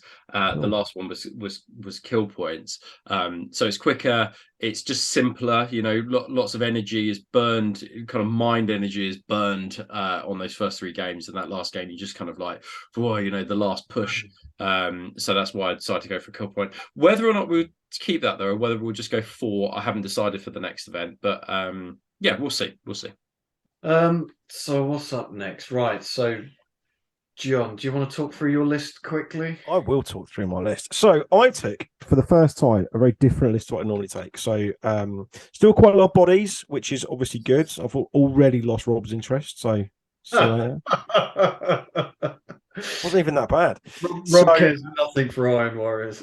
No. So I took an Iron Fire list, which I think is something that you won't see a lot of in this edition. I think it was obviously ported over from the previous edition. Vehicles haven't had necessarily a time in the sun yet this edition, which is something I think that will change a little bit. But I was really keen to kind of get some action in with this. So obviously with Iron Fire, I built it in a very different way as normal. I took a Warsmith as my HQ. I didn't necessarily have to take a Warsmith, but from a narrative perspective, Oberon Gravix is my Warsmith, and if he's going to be there, then leading my army, then he shouldn't really be a Delegatus. He should be a Warsmith. I then took a Siege Breaker because you have to enable it to fit in Iron Fire. Right. Third HQ. I don't think I did. I think I just took a Siege Breaker and a Warsmith. Anyway, we'll come to how they perform in a second. I took 3 tactical squads, just 10-man, real like bare bones tactical squads. I think I gave them Nuncio Voxes because it was quite required for the Rite of War with the scattering. So I took Voxes and Sergeants with Turp Save, and then they were 2 of them in Rhinos, 1 of them foot. The Rhinos just to provide some versatility from kind of getting around the board and jumping on objectives. In the other 3 troop slots, I took 3 bombards. So as you may or may not be aware, the Iron Fire enables you to unlock Arquita bombards as non-compulsory troops. Okay. Fucking hell. So I took 2 with the spicular rocket launchers with autocannon sponsons, and then I took a Morbus. And because of the Siege Breaker, I could upgrade it to have Phosphex canister shot. So I have Phosphex shells, frag shells, and then pintle mounted shrapnel cannons. In the other elite slots, I had 2x2 quad mortars, again with Phosphex. I had the Iron Squirkly boys.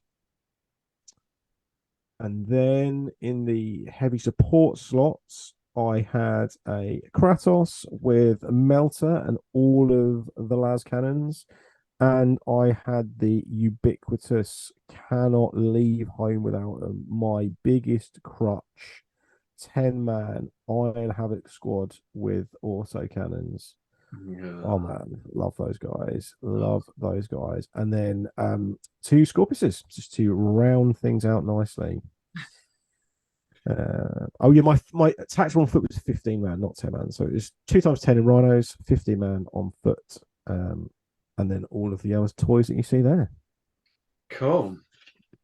It's a fucking sexy looking list, I have to Thanks say. very much. It was very, very good fun to play. Wasn't it? Before we get into the nitty gritty of it, it was huge amounts of fun. It's a very Iron Warriors list, isn't it? I like it a lot. Thanks, man. Thanks. Cool. So then next up is me, and you don't need to adjust your computer screens. This is the size of my army, but so I was running Pride of the Legion. I had a Praetor with all the goodness, mastercrafted Paragon Blade, Warp Fire Pistol. He had Burning Law, which is fucking awesome if you remember to activate it. And he took the Warlord trait Ironclast. So if you have an independent character, standard bearer or a Vexilla in your squad, the Praetor and the entire unit is with get an extra attack each, which is pretty fucking good. I had a librarian with all the gumph, and he had dark channeling, and I had a Praevian with 4 Castellax, with Darkfire and Flamers. And I think my game against Pete is the first time ever. I've been running Castellax pretty much forever, even in first edition. And for some reason, I always put Flamers on them.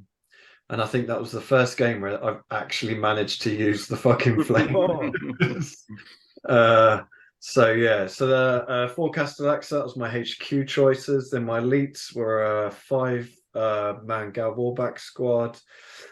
I had 2 Contemptors. Obviously, they had to be in individual slots. And then I had 2 Laser Rapiers. And then my troops choice was 2 Tartarus squads and a Cataphracti squad.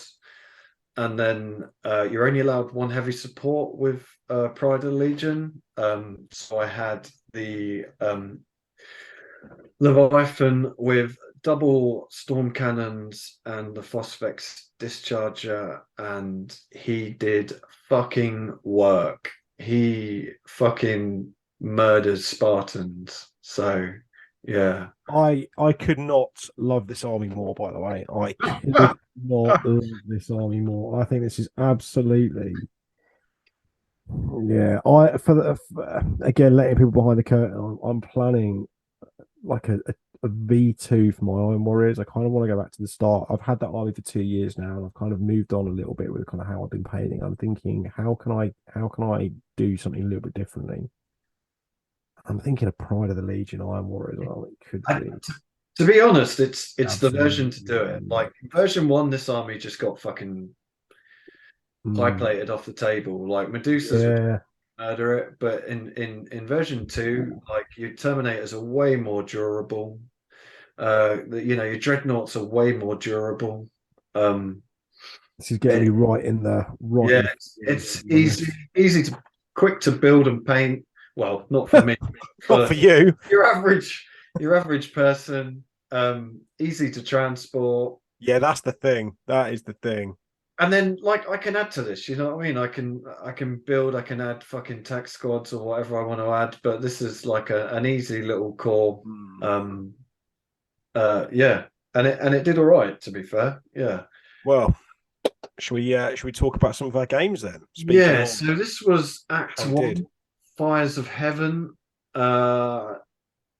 So how do you want to do this? Do you want to go word for word through the mission? No, I'll just talk about it. It was a Dawn of War deployment. I don't know if anybody ever read any of the quotes about war that I found. I did some serious research on Probably not. We'll see them as we go through.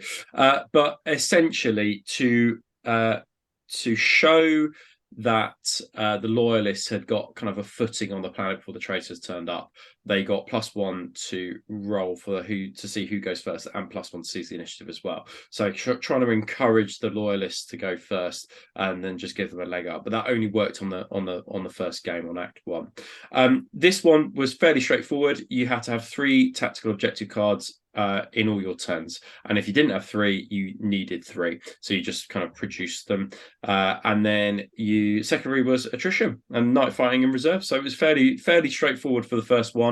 There were some narrative kind of optional narrative rules. Most people, I think, did the optional narrative rules. Not everybody did. I think next time what I'll do is I will give VPs for if a table decides to do the optional narrative, I'll give them 3 VPs each, just to kind of start them off. Nice. And I think for this one, it was just sort of pie plates got landed, and they it was a max. It's 46 scatter strength, D6 strength 6 hits. I think it was, wasn't it? Any unit underneath it, but we'll come to that in a second. So cool, right? So I wasn't here for the first day. So John, you played. I played for the first time ever. Tom Sargent, Tom from the Merchant Princelings. I obviously have been like conversing with Tom for a few years. Like I've been on the show a couple of times right at the beginning. But we've never kind of crossed swords before, so this was the sort of first opportunity we had. Tom has got a few bits of armies. I think it's probably the best way to describe it. So he's kind of 2.0 Legion armies design hands, which are really, really nice. Like some of the nicest on the circuit at the moment. But he's also got this stunning solar auxiliary contingent as well. I think it's about 3,000 or 4,000 points of solar painted up. And it just so happened that the solar book dropped at the right time where it meant that he had to kind of, I think he was kind of moving house at the time and was a little bit concerned about getting enough iron hands together on the table. And then all of a sudden the solar book drops and, you know, it means that he can kind of shoehorn in a nice little solar allied contingent, as you see there. So we had a couple of units of Velataris in Auroxes, another unit in the Dracosan. I think he had a third unit. He had a command squad also in, I think the command squad was actually in the Dracosan. And then he had 3 units in Auroxes. A Lehman Russ Vanquisher, which is fucking loco this edition, and a Vindicator Assassin, which is not loco this edition. We played Dawn of War deployment. I set up knowing that there was a good chance I was going to be going second. However, I ended up going first. My list was a very strong counter to Tom's, I think is probably the best way of describing it. My list is probably not particularly on paper strong counter to other Legion lists, just because there's an awful lot of strength 6 and strength 7 in there. But it is it's ruthlessly effective at culling things that are toughness 3 or that have a 4-up armor save, or that are medium armor. And as you can see there is an awful lot of medium armor. Yeah. And there is an awful lot of stuff that is both toughness 3 and has a 4-up save. We talk about things like the Spicular rockets. They're strength 7 AP4 with 7-inch blast. So I was able to leverage the Iron Warriors rule to, for instance, even use things like the autocannon team, just like I think the autocannon team actually killed like both predators in one shooting phase. Right. Next turn it killed a Sakaran. But it was my army was very, very good at things like opening up the Auroxes and then just dumping a template on top of them. And because I was able to sort of segregate all of the bombards into individual squadrons as opposed to having to squadron them up, it made that particular that particular strategy very effective. So that's actually interesting, because we had a question on YouTube and someone was asking, should you run them in squadrons or individually? And my response was, if you've got the space to run them individually, run them individually. You obviously get a bit of a points benefit for squadroning them up. Like you get that kind of reduction in terms of cost, but it's pretty minimal. And to be honest with you, in the way I ran and I wanted to run the list, it made more sense to keep them segregated. Yeah. The Iron Circle did nothing. They really are not that great. Oh, really? So, well, I played them really fucking stupidly as well, to be honest with you. Like, it's the first time I've run them. I spent a long time like scooting my Warsmith off because in this instance he was in cataphracty, so I didn't want to slow them down, so he would bugger off and do something else and get himself killed, and that way they'd be out of Cortex control range, or there wouldn't be a Cortex controller kicking around. So they were fine, but if when we get onto in a future episode talking about the 30k Frontier event that Rob and I went to last weekend, I decided the best way of dealing with Iron Circle is to just double down and take more. Okay. So I took more Iron Circle and played them differently, and they were much more effective. So a bit of a learning experience for me. But I got kind of relatively fortunate with some of the cards, I think. I was able to do some things like making some of Tom's objectives more difficult to get by dropping lots of phosphex on there to sort of make it all dangerous and difficult terrain. But obviously, the counterpoint to that was when I drew those cards, it made my life a little bit more difficult. So it was relatively bloody. I didn't lose a great deal of stuff. We had a couple of interesting incidents. I think Tom's Vindicator shot at one of my tactical squads. I think he'd drawn in turn 1 the card Assassinate, so he had to assassinate a character. So he was like, well, I'll just kill the Apothecary in the tactical on foot, not a problem at all. Rolls a 1 to hit. Brilliant. Oh, no. I return fire with 2 rapid firing bolt guns. 3 hits, 2 wounds, 2 failed arm saves. The guy's dead straight away. So I think the problem with that particular model was the fact that Tom had painted him the week prior. So obviously he suffered the newly painted model curse. Die first. Precisely. But I think I ran out 13-5. Oh, right. Oh, okay. Yeah. So pretty good. Cool. I have to say, that's the first time I've seen Tom's Iron Hands in the flesh, and they are looking fucking sweet. Like, Really nice, aren't they? Really, really nice. Yeah, I'm a big fan. Cool. So I think going into the round 2, I think I was the highest scoring traitor at this point. Yeah. So I think I was. So Rob, do you want to give us the rundown of this mission? Yeah. So escalation. I don't know what this deployment map is called. I forget its name. Annoying. Yeah. And then so this one, the reason why it's called escalation was because on the first turn you have 1 card, on the second turn you have 2, on the third turn you have 3, etc., etc., etc. So it increases as the time goes on. Now this is an interesting one because if you get dud first card, it does make it difficult to get that. And then what also happens is that as you have fewer units as the game goes on, it's then harder to score. So perhaps going the other way, starting with 5, then 4, then 3, then 2, then 1 might be an interesting way just to flip this one on its head. So the other thing as well was that we talked about the kind of special rules that Robert put in place for game 1. Tom and I used that for the first couple of turns, and then I think we forgot about it. If I'm being perfectly honest with you, we were getting quite into it at that point. I think Tom was, which is interesting midway through Greg's, which I think is interesting about special rules because, again, at 30k Frontier, not once did I roll for the hazardous winter. And actually, when rules crop up where they're ones that you have to remember outside of the actual mission, like 7 out of 10 times, I often forget them, and so does my opponent. Which does beg the question: is it actually worth having them if people don't remember them? I think, and I think you want to add more narrative flavor. But sometimes the mission is just enough. You know, people are just into the game and just want to play it. So I think that there's always that struggle as an event organizer about how much narrative or how much kind of additional layers of rules do you put in. I say narrative, but I don't really mean narrative. How many additional layers of rules do you put in order to make the experience more immersive for the players? Against actually the mission should just be able to hold its own and should just be able to immerse the players in the fun of the game. So sure. Yeah. So I think it's difficult. So for mission 2, the special rule that both my opponent, do you work with him?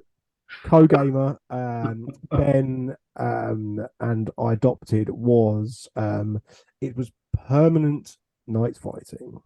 Oh.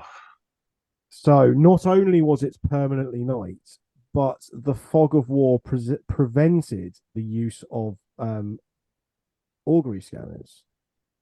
Okay.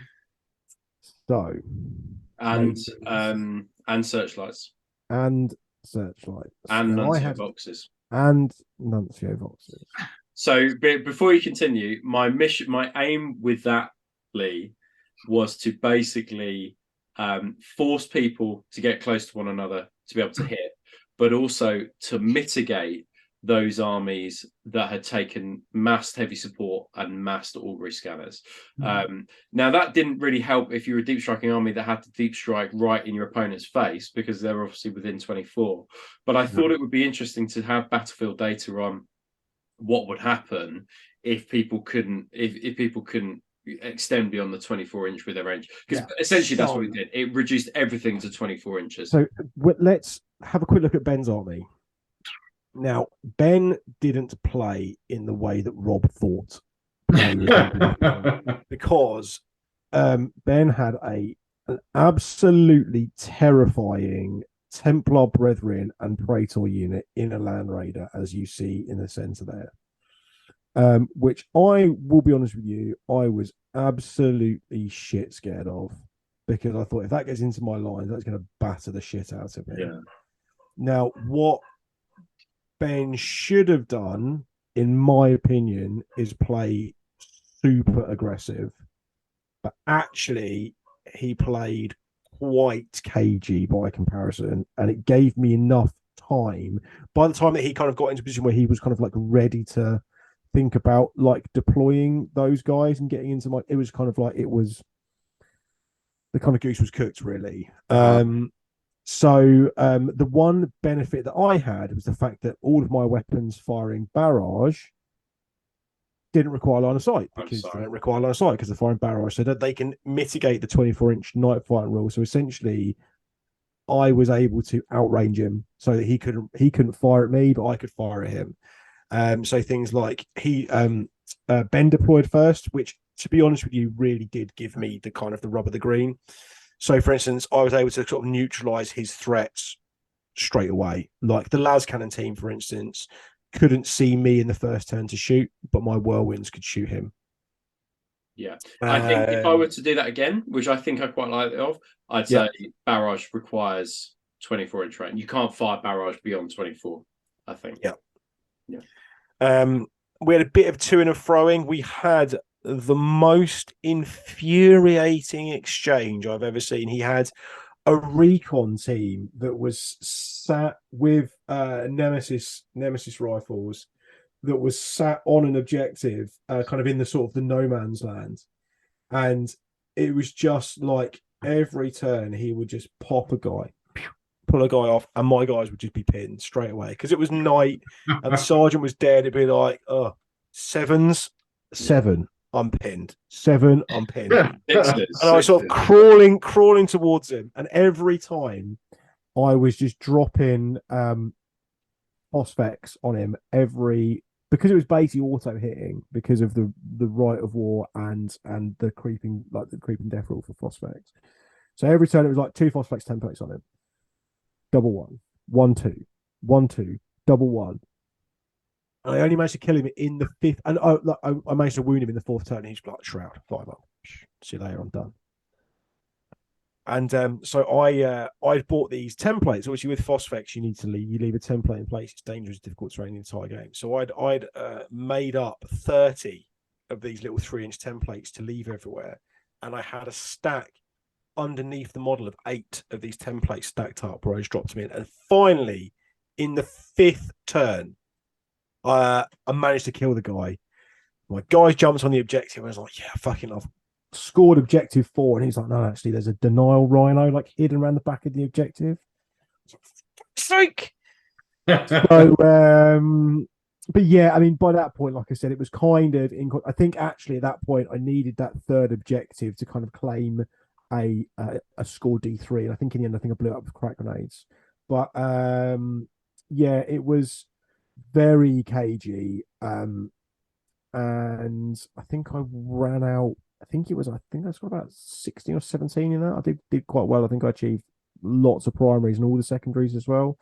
But yeah, just being able to basically outrange Ben was my boon in that. Funny enough, the kind of the one not necessarily thought of benefit of the Iron Fighter really played into my hands on this one. So we had a bit of a ruck in the middle. Some of the dreadnoughts in the Iron Circle had a ruck. I think we had a kind of a mutually assured destruction of dreadnoughts, which were quite good. The Iron Circle, hitting on 5s, but with Brutal 2 Haywire was pretty good. I think again we've kind of found what they're kind of quite good at, which is bonking dreadnoughts on the head. But yeah, really good game. Great opponent. Ben was really really lovely guy. I really had a huge amount of fun in this one, to be honest with you. Hours absolutely flew by. Cool. There's some pictures of the game. Yes. So then this was day 2. So I turned up late. Rob, do you want to talk us through Act 3? Yeah, so what was different about this one? It was the same essentially as the first mission, which is you have to have 3 in your hand every time, but you were not allowed to show your opponent your cards. Now, that's interesting, I think, because I'd be curious to know on the first and second game whether people did show each other the cards, but specifically with this one, you were not allowed to show the cards to an opponent. So it was like, surprise, got you, motherfucker. So you could probably suss out what people were doing depending on where they were going or where they were heading. But it just, that idea of subterfuge in a mission, I think that it played into that. Cool. So this was my first game. I was up against Matt Woodley. I couldn't find an Instagram tag for him. John, did you say it's? I think it's Heretical Architect. I think Yeah, is his. So, this was the first time I've even met Matt, to be honest. Yeah. What a treat for you, eh? Yeah, lovely bloke. Gets a lot of shit. I listened to one of the Merchant Princeton podcasts and they fucking hazed him for about half an hour. So I'm amazed he turned up, to be honest. So Matt was running World Eaters. I can't exactly remember what he was running. You've got a Red Butchers squad, a Rampagers squad, and then Rampagers, Butchers, a big tactical squad, and then some Dreadnoughts. All in Spartan. So this was kind of my first game in a fair few months. So we didn't use the special rules because I just wanted to concentrate on not fucking getting everything wrong.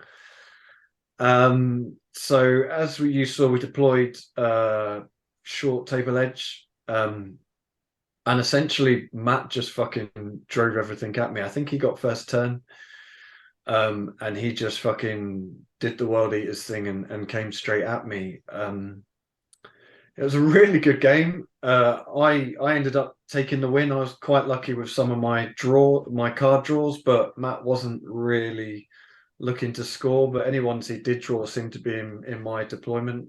So yeah. But that's just the way it goes. Some kind of interesting bits. His despoiler squad, he charged into one of my dreadnoughts and literally just bounced off it. Did absolutely not a single fucking wound, which I was just expecting the dreadnought to die, but he literally. If it has rending, I think then it's a different story. Yeah, but like normal guys, they're just wounding on sixes, aren't they? He rolled like 1,000 fucking dice, and none of them mattered. Just did fuck all. Like, what else happened? I think he charged my fucking Gal Warback with his Red Butchers, if I remember correctly, or I charged. I remember that. Yeah, I remember. Yeah. Again, I think he wasn't really. I don't think he's been up against Gal Warback before, because it wasn't quite mutual destruction. I think I'm struggling to remember now, but I'm pretty sure my Gal Warback just fucking murdered him, to be honest. So yeah, there was some bits that I was quite shocked about. His Leviathan did fuck all throughout. My Leviathan with the double storm cannon, I mean, literally, it was taking like 4 or 5 hull points off a Spartan every turn. Like with the Sunder, it's fucking brilliant. It really is. My this was the first time I got fucked over by the movement reaction.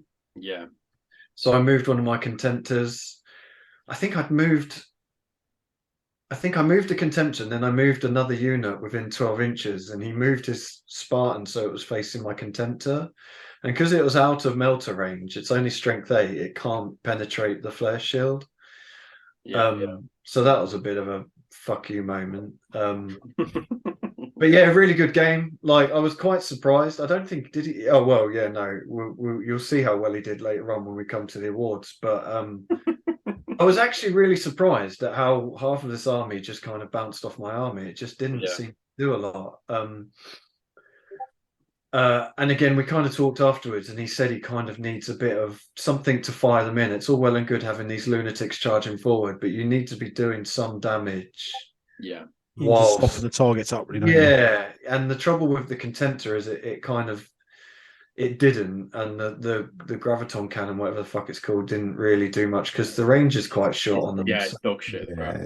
So yeah, gone from being probably the best take to probably being the worst. Yeah, it really has. It did literally fuck all the whole game, which was surprising. But That's Well, first it crumbles, isn't it? Unfortunately. Yeah, but yeah, really good game. I won. It was a really low scoring. I think it was three. I got 3 victory points. He got 1. But yeah, really good game. Really fun. Yeah, good start to the day for myself. And then John, you played this fucking bellend.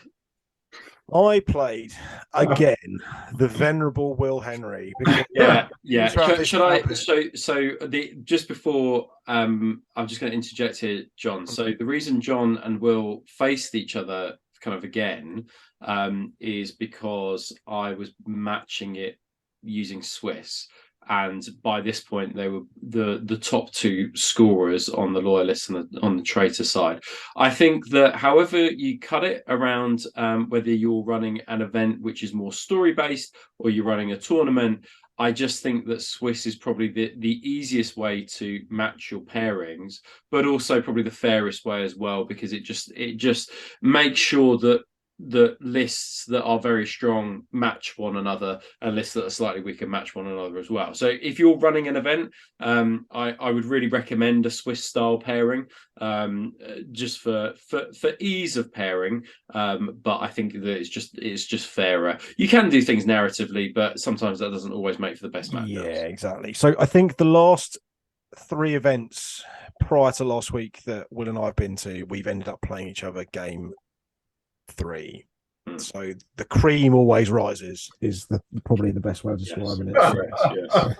For those who know Will, he is an exceptionally great person to be around. He's an infectious kind of personality at events. His infectious love for Heresy is matched only by his infectious love for winning at Heresy. So he has huge armies. There is, again, we talk about lean. We talked, I gave Fuller some shit earlier, but to be fair, he has learned everything that he knows from Will. He is a brilliant player. He takes very, very, very strong lists and he plays them incredibly well.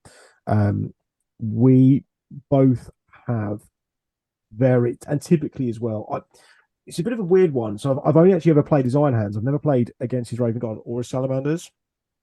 But typically, whenever I played him with my Iron Warriors, and we've both got very, very offensive range lists. And unfortunately, most of the time as we play, it comes down to a dice roll as to realistically who's going to win. And I've played him 3 times, and I've gone second every time. And it would have been a completely different game had I had the ability to shoot him off the board before he could shoot me off the board. But unfortunately, he managed to shoot me off the board this time. Scenarios where I think in the first turn the Predators popped one of the bombards. There you go. The Predators popped one of the bombards. The Gravitat, which you can kind of see next or to the right of my iron circle, leapt forwards and burned my Kratos. Do you want to explain what a Gravitat is, John? Oh, sorry. The Gravitat is Iron Hand Savvy. Apologies. The Gravitat is a pseudo Iron Hands special unit where it's a Moritat that enables him to take 2 Graviton pistols. Yeah, Grav Shredders. Yeah, so he can chain fire Grav, which is against vehicles is just light. So does he get like 12 shots then? Does he? No. So this is how it works now, because this came up in a game at the 30k Frontier event. So basically, if you use the Volkite, if you have a double Volkite Moritat, they get 24 shots each. Because it's pistol 2, so each arm essentially gets 6 goes at shooting. If you've got 2 of them, it's 12. But if you're pistol 2, then it's times by 2, right? And Grav Shredders, I think, are pistol 2. They're 2 shots, or they're assault 2. So that Gravitat is shooting out 24 haywire shots. So nothing is going to survive against it. At all. So you are boned. Yeah. Long and the short was he had a particularly good first shooting phase. By the time that I got to have one, I didn't have a lot left. I had the whirlwinds and I had the quad mortars, but he also had a a librarian, a telekinesis librarian that has the like 4-up invulnerable bubble around him, which he just parked everything inside of. So, like, truth be told, it was a very attritional game. In terms of victory points, it wasn't close, but we both did pretty well out of it. But like I said, unfortunately, it was always going to be decided as to who went first. Yeah, it's interesting. And I didn't necessarily have a particularly offensive shooty list in comparison to what I'd normally take. Like, I think my normal list, a list I like the list I took to 30k Frontier, for instance, would probably have stood a better chance against this army. Yeah. But I wanted to take something a little bit different. I wanted to try the Iron Fire out. But honestly, it was kind of a no contest after turn one. I just didn't have the tools left to really deal with a lot of his threats after that, really. Is it just possible to go back one to see Will's army? So I think that it's probably worth mentioning. So if you're somebody who hasn't played Will or doesn't know Will, exactly as John said, he's a very good player, but he takes the most synergized list that I think is possible to take. And so if you're an international person looking to optimize their list, you can learn quite a lot just from looking at this. And I think the things that stand out for me is the fact that Will has taken 3 Contemptors, and each one of those are in a different in a slot of their own, but each one is just a shooting Contemptor, and so there's no grav fists at all, which is what you see on quite a lot. And 2 of them are conversion beamer dread. So what Will does is just keep them in the furthest back corner, perhaps either side. I don't know. John will probably be able to tell us. One in each back corner. To get playing the furthest possible range. There you go. Yeah, you can see. So it's strength 12 AP1, is it? Is that the furthest possible? But over 42, it's strength 12 AP1. But it isn't that's often the problem. It's the fact that, like, he shot it at my autocannon squad, because things like the autocannon squad could have it would have killed either the Predator Squadron or the Vindicator Squadron. Either of those, they were both dead. Like, either of those. So he neutralized that quite early by not only firing the conversion beams at them to kill them, also forced a blind check, which I inevitably failed. Yeah. So and it's got blind as well. Now, the other thing to consider here is the fact that he's got quite a few vehicles in there, but those vehicles will have searchlights as well. So the searchlights will light up a target that the Contemptor wants to shoot at. So you might be thinking, well, these Contemptors, they can't fire on the first turn because they're so far away and because of night fight. Well, if you've got a Rhino with a searchlight in there, lights up a target, then the Contemptor can hit it. Yeah, and there's lots of things like as well, like the tactical squads, for instance, when they're sat on objectives, when the Apothecary, they're essentially pseudo toughness 5 with a 4-up feel no pain. So they're very difficult to shift. There's an awful lot of offense, and then they are on the flip side very defensive. Definitely. I mean, like I said, it would have been a different game had. I'm not saying I would have won had I gone first. What I would have saying is I think that it would have been closer had I have gone first. Yeah. But I didn't. So what was the final score, sorry? I think it was something like 28-15 in the end. Okay. That's a lot of big booze, isn't it, man?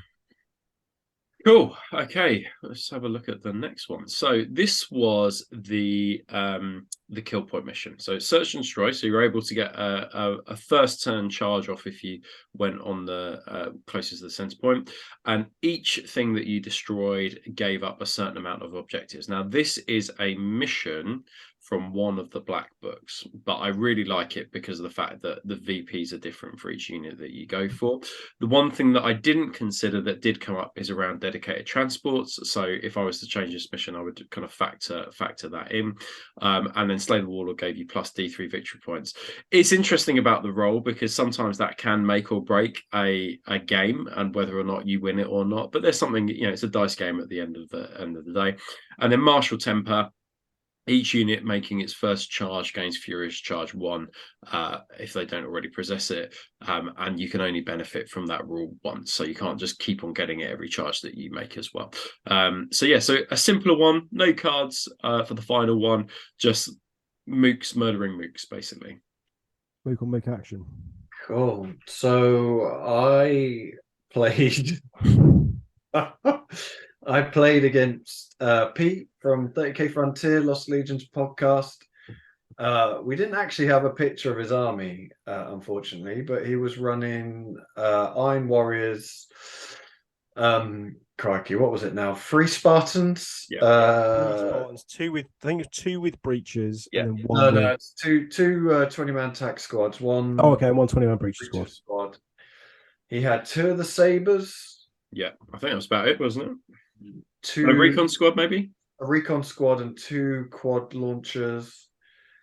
And then I can't remember what his HQ was, but a dude. And then Warsmiths to unlock the Fear of Olympia Rite of War, I think. So this was a really good game. He took this is kind of halfway through, but if you look at the center Spartan, what he did is he had 2 movements for reactions with his warlord trait.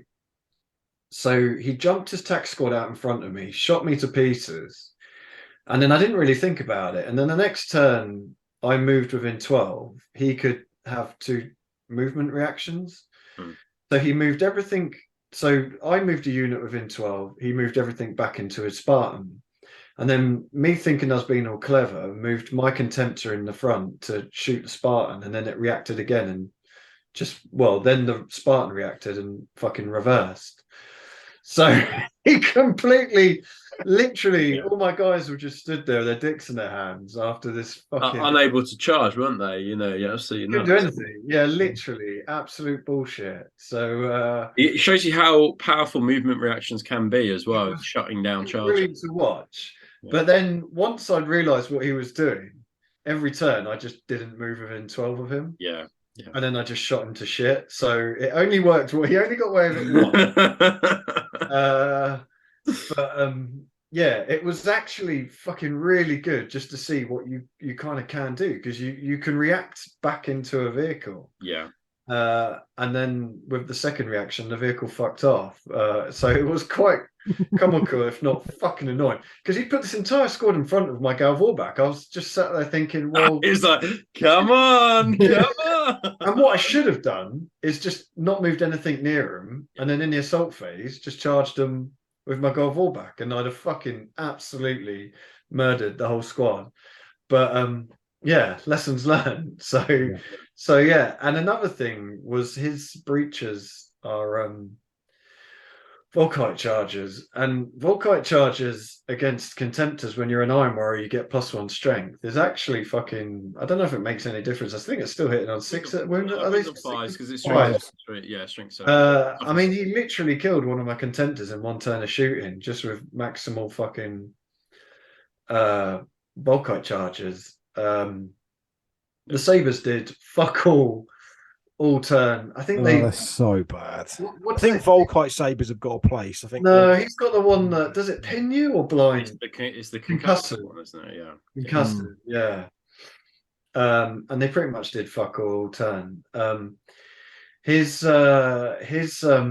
rapiers, I think they were the ones with pinning. Yeah. And they did fuck all turn, except for the very fucking turn when I could have charged my Galvorback. He managed to fucking literally, by the time they got in to be able to charge, he fucking pinned him, which I knew was coming. Yeah. And if you look on the left side, where my Castellax are, yeah, they basically fucking flamed most of that squad to pieces, which was fucking most joyful. I think one other funny bit that happened was so my Leviathan basically so what you've got there is you've got Pete's tack squad on the right and then a breacher squad kind of in the middle and to the left.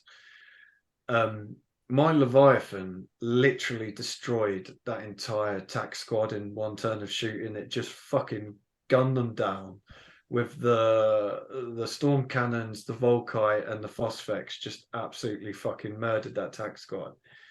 And then I was able to charge with my Cataphracti squad, which you can just see off to the right. Yeah. But there was only 1 dude left of my Cataphracti squad. So he basically just fucking YOLO'd into the Breacher squad. Survived the Overwatch, survived all the attacks. And I mean, did he have Thunderhammer in there. I made 4 invulnerable saves. Like, I think he took 1 wound from like literally 20 dudes and a character. Well, I think he's got he had apothecaries and tech marines in the units as well. Yeah, he does do that. So yeah, this fucking cataphracti, I think he took like 1 wound and then he just fucking drop kicked 1 dude across the table. So Pete was all like, "Oh fucking hell, I can't believe you got a draw like 1 fucking cataphracti into like 20 breaches. I can't believe you got a draw." And I'm like, "Well. The draws are not draws. I win by 1." So he had to take a fucking check with fear, but he passed it. I was like, amazing if they just ran off the table. Oh mate, yeah. Couldn't catch them though in your slow armor. Again though, I think you've got your melter in your fist there, but what is so interesting is that a theme of this event was double. Your dreadnoughts had the same weapon on both sides, right? We saw it from Wills, we saw it from others, we saw it from yourself, and I do it as well. So if you are thinking about, oh, what do I put on my dreadnought? Double of the same weapon. Yeah, make one decision and then double it. I'll be honest, the Gravis Melter did fuck all games against the Spartans. They always ended up in the front flare shield. They were always just out of reach. Yeah. You always roll a 1. Yeah. You always roll a 1. Always rolling a 1, like 2 shots. Well, not even that. I didn't even get to shoot because it's like, well, I'm strength 8, flare shield. I'm not in melter range. It literally. Oh, I forget you're not an Iron Warrior. Apologies. Can't do anything. Yeah. So yeah, they did fuck all really. But the thing with the Contemptors I found is they're just a threat. Yeah. They're hard to move. They're just a threat. And they're relatively cheap, like 175 points. Yeah. They're good boys. They are good boys. I would much rather have had 3 Contemptors than the 4 Iron Circle. Let's put it like that. Yeah, well, yeah, no doubt. Yeah, this was 5 Iron Circle on the other hand. Fucking very enjoyable game. Yeah, it was good. Good game. So then you played. So I played lovely Mark. Mark is a man who I have spoken to on numerous occasions previously, never played with. He is playing Raven Guard. Now, if you don't know anything about Raven Guard, they are low key the most top tier legion out there. Yeah, they're really good. They've got every tool in their toolbox. He had a good list. He had Chaplain in with the Dark Furies and a Praetor. Those Dark Furies took many scalps over the weekend. So he then had a librarian in with a telepathy librarian. Of course. In with the assault squad.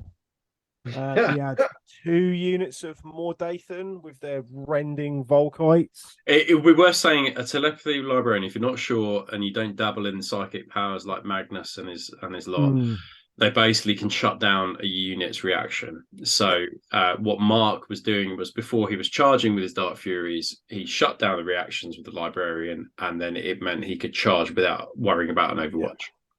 A couple of recon squads. I think he had 3 recon squads, 2 Mordathan squads, the bikes, attack squads, and what did he think? He might have had attack squad. I think 2 dreadnoughts and the Arcus, as you can see there. So we were setting up obviously in corners. I'd set up in like a defensive castle. I had like 3 lines of fire. I had a really good game plan. I was kind of quite happy. Like, I'm going to do this. I'm going to try and do this.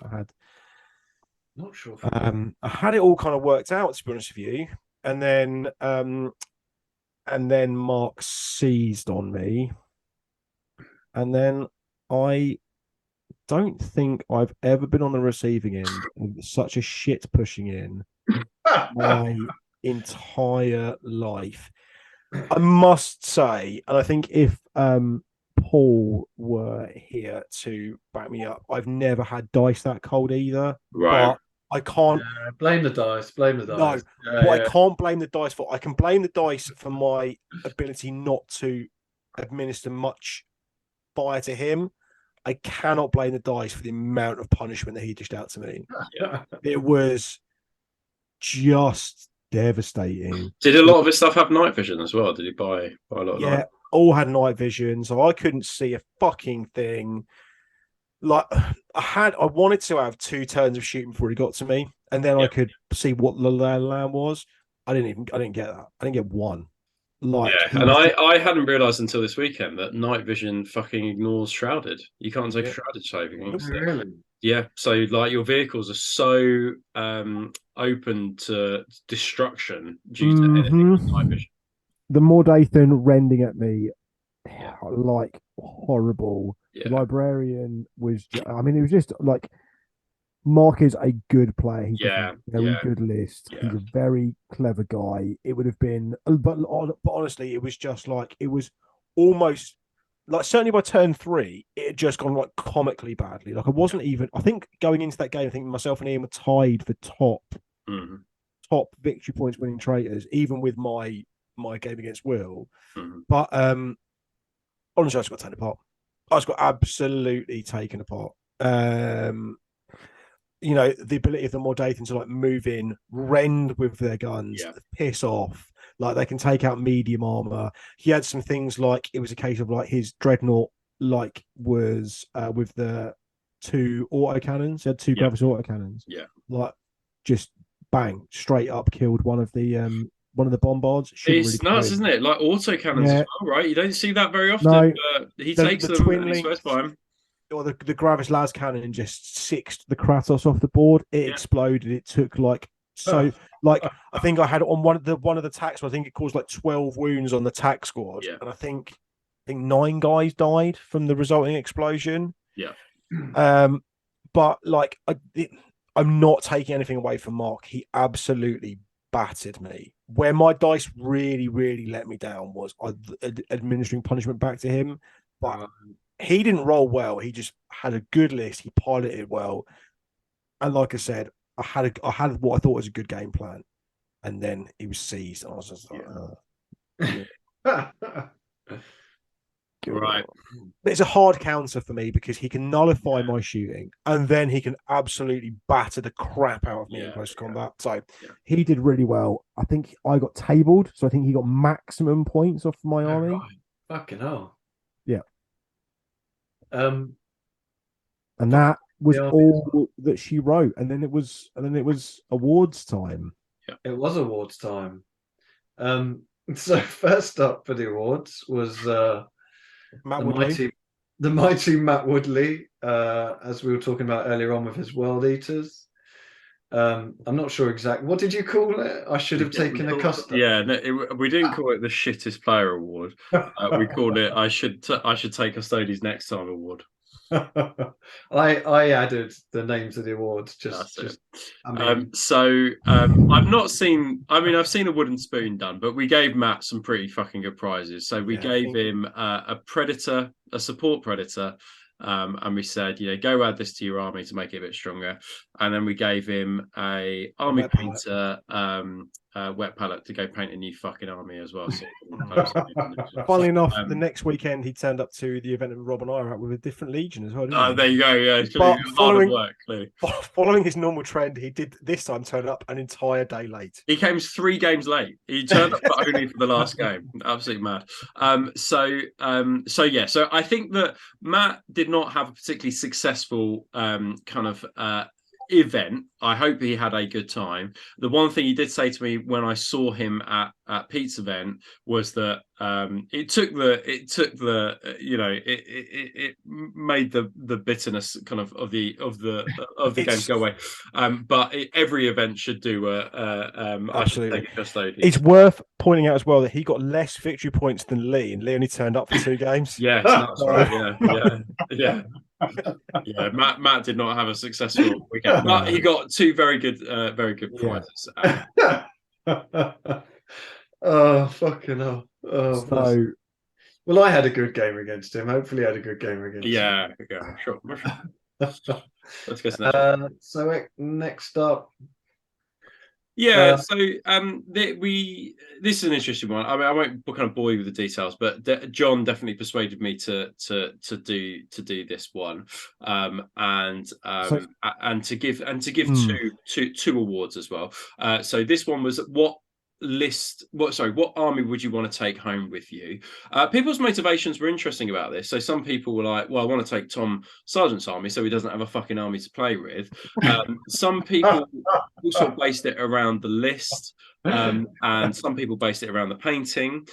So it was a really broad kind of like spectrum of the reason why people wanted to take it. And I think that having that umbrella term of which army do you want to take home with you today? That was the metric that we encourage people to make. So it's basically favorite army was how it was pitched, and with the metric of like which one speaks to you. Like it might be the fact that it might not be particularly well painted, but it's full of really amazing conversions. Or it's a really great theme. The theme is brilliant. It might not necessarily be technically like the best, but it's the one that speaks to you the most, the favorite. Like, oh fuck me, I'd love to. If we're playing for pink slips, which one would you want? And I'll be honest with you, I voted for Harry and I voted for Ian's Dark Angels. Yeah. Interesting. So so that was great, and we gave two prizes. I think one person had a Proteus and one person had a Leviathan. I think Harry got the Land Raider. Oh yes, of course. Yeah, more Land Raiders for him. Yeah, that was right. Yeah, doesn't need another Land Raider. Yeah, should have done it the other way around, really. But so it was really great to see. And Mark is the guy who ran the Raven Guard against John. I still see them in my nightmares. Those Raven Guard. I will. So interesting. Tonka, as a side note, Tonka was telling me that the lads in Denmark, what they do for their events is on Saturday morning, that first thing, that's when they do Armies on Parade. So basically, if you're not there for showing off your army, you can't be included in Armies on Parade. So he said that it does two things. Number one, it makes sure people are there on fucking time. But the second thing is that it allows people to do something in that initial kind of stage as soon as they arrive. And it's a good conversation kind of like start. Don't hate that. So I quite like that. But what I don't want is for people to be caught out because their cars packed up. So I said that we're going to do that on Sunday morning. So Sunday morning you have to be there for the next one to do Armies on Parade to make sure people turn up on Sunday on time. And if you miss it, you miss it. You can't be included. Cool. Two very deserving. I think everyone would have been a deserving winner of that award, to be honest. Yeah, definitely. And I think from there was no real standouts, were there? No, quite like it was close. It was really close. I personally really like the idea of your favorite army as opposed normally most events it's best painted, isn't it? And the trouble with that is it's the same people that win every same Ollie Mew that wins every time. Same Robert Medwell. It's either or you'll be like, oh, Rob's not here. Oh, but Ollie's here. Oh, fucking all right. Yeah, good. Yeah, thanks. Yeah. So I really like the only other thing I've seen is kind of doing best painted and then like the organizers pick their favorite army or something like that. But judge's choice or whatever. Yeah, judge's choice, which I quite like. But I do like it because it makes you look at the army rather than just the standard of painting, which I'm a big fan of. Yeah, absolutely. To say as well, just in the background, the Loyalists took all 4 quadrants. Doubt, the Loyalists won, by the way. If there's any doubt which team ran in the UK, the Loyalists win everything. Just the Loyalists win. They've just got the better legions, right? But Callum said something really interesting to me. He was saying that, and I think it's a very good point and worth discussion maybe on a future show when we're not all very hungry. But he was saying that he finds that traitor players tend to play more in the style of their legion. So if they're a World Eaters player, they just fucking go for it. If they're a Word Bearers player, they're just constantly martyring civilians to the Dark Gods. Whereas the Loyalist players play like more tactically because that is like the kind of like whole thing, right? About the Loyalists, they're less berserk, which I thought was interesting. I'd agree with that. Yeah. Also, one thing I should probably quickly say is I was playing Loyalist Word Bearers because. That's right. Because someone couldn't make it on the second day, could they? Right. So I'd filled in. So I did have someone query that I shouldn't be running Gal of Warback because I'm a but you were just like we can just sacrifice to the Dark Gods. It doesn't matter who from where the sacrifices come as long as they flow. So this was the highest victory points, was it? Yeah, so this was interesting. This was quite a controversial, I think, in terms of, and a couple of people said this in their feedback. So, you ask 24 people what their feedback is, you'll get 24 different answers. So, I won't go too much into the reasons behind it, but I am a strong believer in rewarding people for their victory points, especially if they got the highest. I quite enjoy kind of saying these people got the highest, this people got the highest, this people got the highest, but I can understand why people would not want to do that. It's just my choice, and I'm organising events, so I'll do it however the fuck I want. Well said. Thank you. But yeah, two very deserving winners here. So we've got Absolutely. obviously Will on the left. I tried to submarine and give Mark as many points as possible because but I didn't do a good enough job. Mark was desperate for it as well. Mark wanted it so much. He wanted it so much. And that's the thing, right, as well, because at that level, at that top level, these guys are all fighting as hard as they fucking can to get to that top point. And I quite like that. I quite like the ferocity behind it. I think it's quite like narrative. Because you're a big, handsome, competitive, sexy man.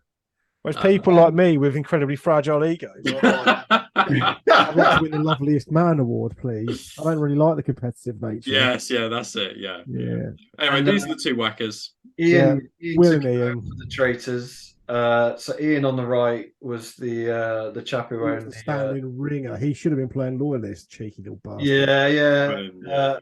He's the chap who owned the Sons of Horus army and the Dark Angels that we talked about. What a lovely guy. What a lovely guy. And then we all fucked off home to the four 100%. corners of the country. Yeah.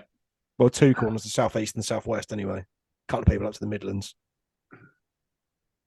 So any kind of is that it in terms of the pictures? Is that the? I think, that's it. Oh, okay, cool. It's just the important part. Yeah. Next. So there are a few things I've learned, a few things I would do differently. Not like on the whole, I think the event went well.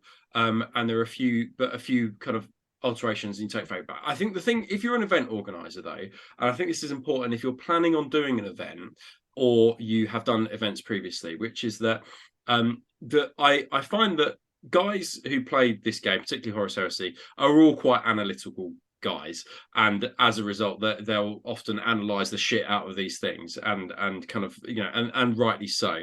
But as I said before, if you ask 24 guys what their feedback is about how an event went, you'll get 24 different answers. The ranging of answers, some people said I absolutely love there were no special characters, to we need to have special characters in the next time. There was one from we should have one person get a favorite army award, to there should be a single competition for individual painted miniatures, right? So whatever you do around event organization, you can't please everybody 100% of the time. It's just not possible, but try and please each person 80% of the time. So if they enjoyed 80% of the event and they've got a little bit of feedback for you, then I think you're probably doing well. And don't feel disheartened when you get feedback, because if you say I would like some feedback, people are going to give it. I think the other one is that if people want to come to the event again, they'll buy another ticket. They've got their right to exercise, to buy it or not to buy it. But word will spread from that event, and just make sure if you're an event organizer, you get lots of photos and lots of videos out there, so you can see kind of the kind of thing that is on offer at your events in order to make them successful. But yeah, a few things I changed about the missions.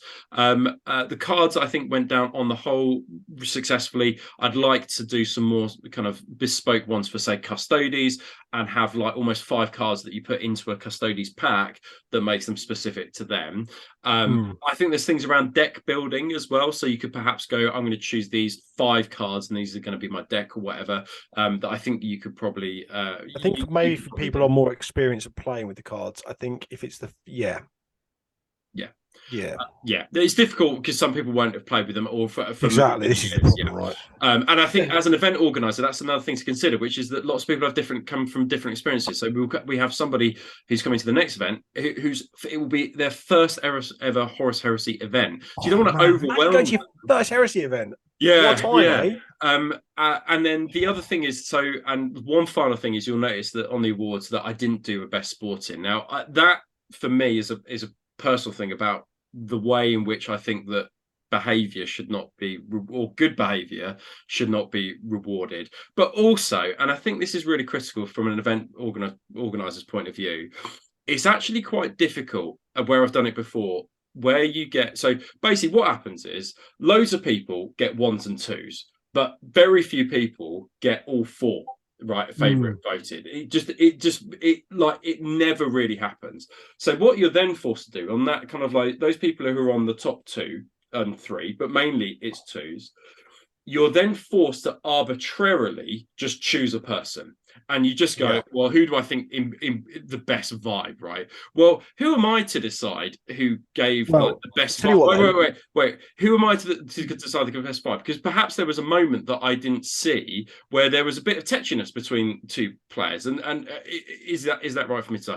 So I think that you need a scoring-based system where you say, okay, you have your first opponent best, and then the second opponent, you give 3 points to your best opponent, 1 point to the next opponent, and then that hopefully should stop the arbitrary just choosing of a person. But I think that basically, if you're an event organizer arbitrarily just choosing 10 people who are at the top because they've all got the same marks, is it right that you run that award? So you need a scoring based system in order to separate that. If you've got any other ideas about how to score it, let me know in the comments below. Just flip it on its head and just do biggest knobhead. I think exactly. Just if you've had someone who's been a real piece goes to Lee every time, I think, doesn't it? Just being like, well, this guy's a twat. He can't come back. Just acting as cuntish as they can. No prize. The prize is you're not allowed back. Oh, I forgot to roll it. I forgot to roll this. Could you mind if I roll it? Yeah, I fucking do. What's I fucking do, mate? Get some fucking brain training down there. Get on with it. I can't remember this rule. I'm just going to check it in the rulebook. No, you fucking not. Yeah. Play the game, dickhead. Fucking check rulebooks in your own time, yeah? John, did you have any kind of final feedback? No, I thought it was great. Honestly, I think Rob did a really good job. I think the tiny tables really was the only thing that really but that was kind of quite funny by the end of it. And truth be told, I played twice on the only table that was a reasonable height anyway. So I actually didn't suffer too bad. So my last 2 games were on the man table. So actually it was fine. No, but I think I fed back to Rob, do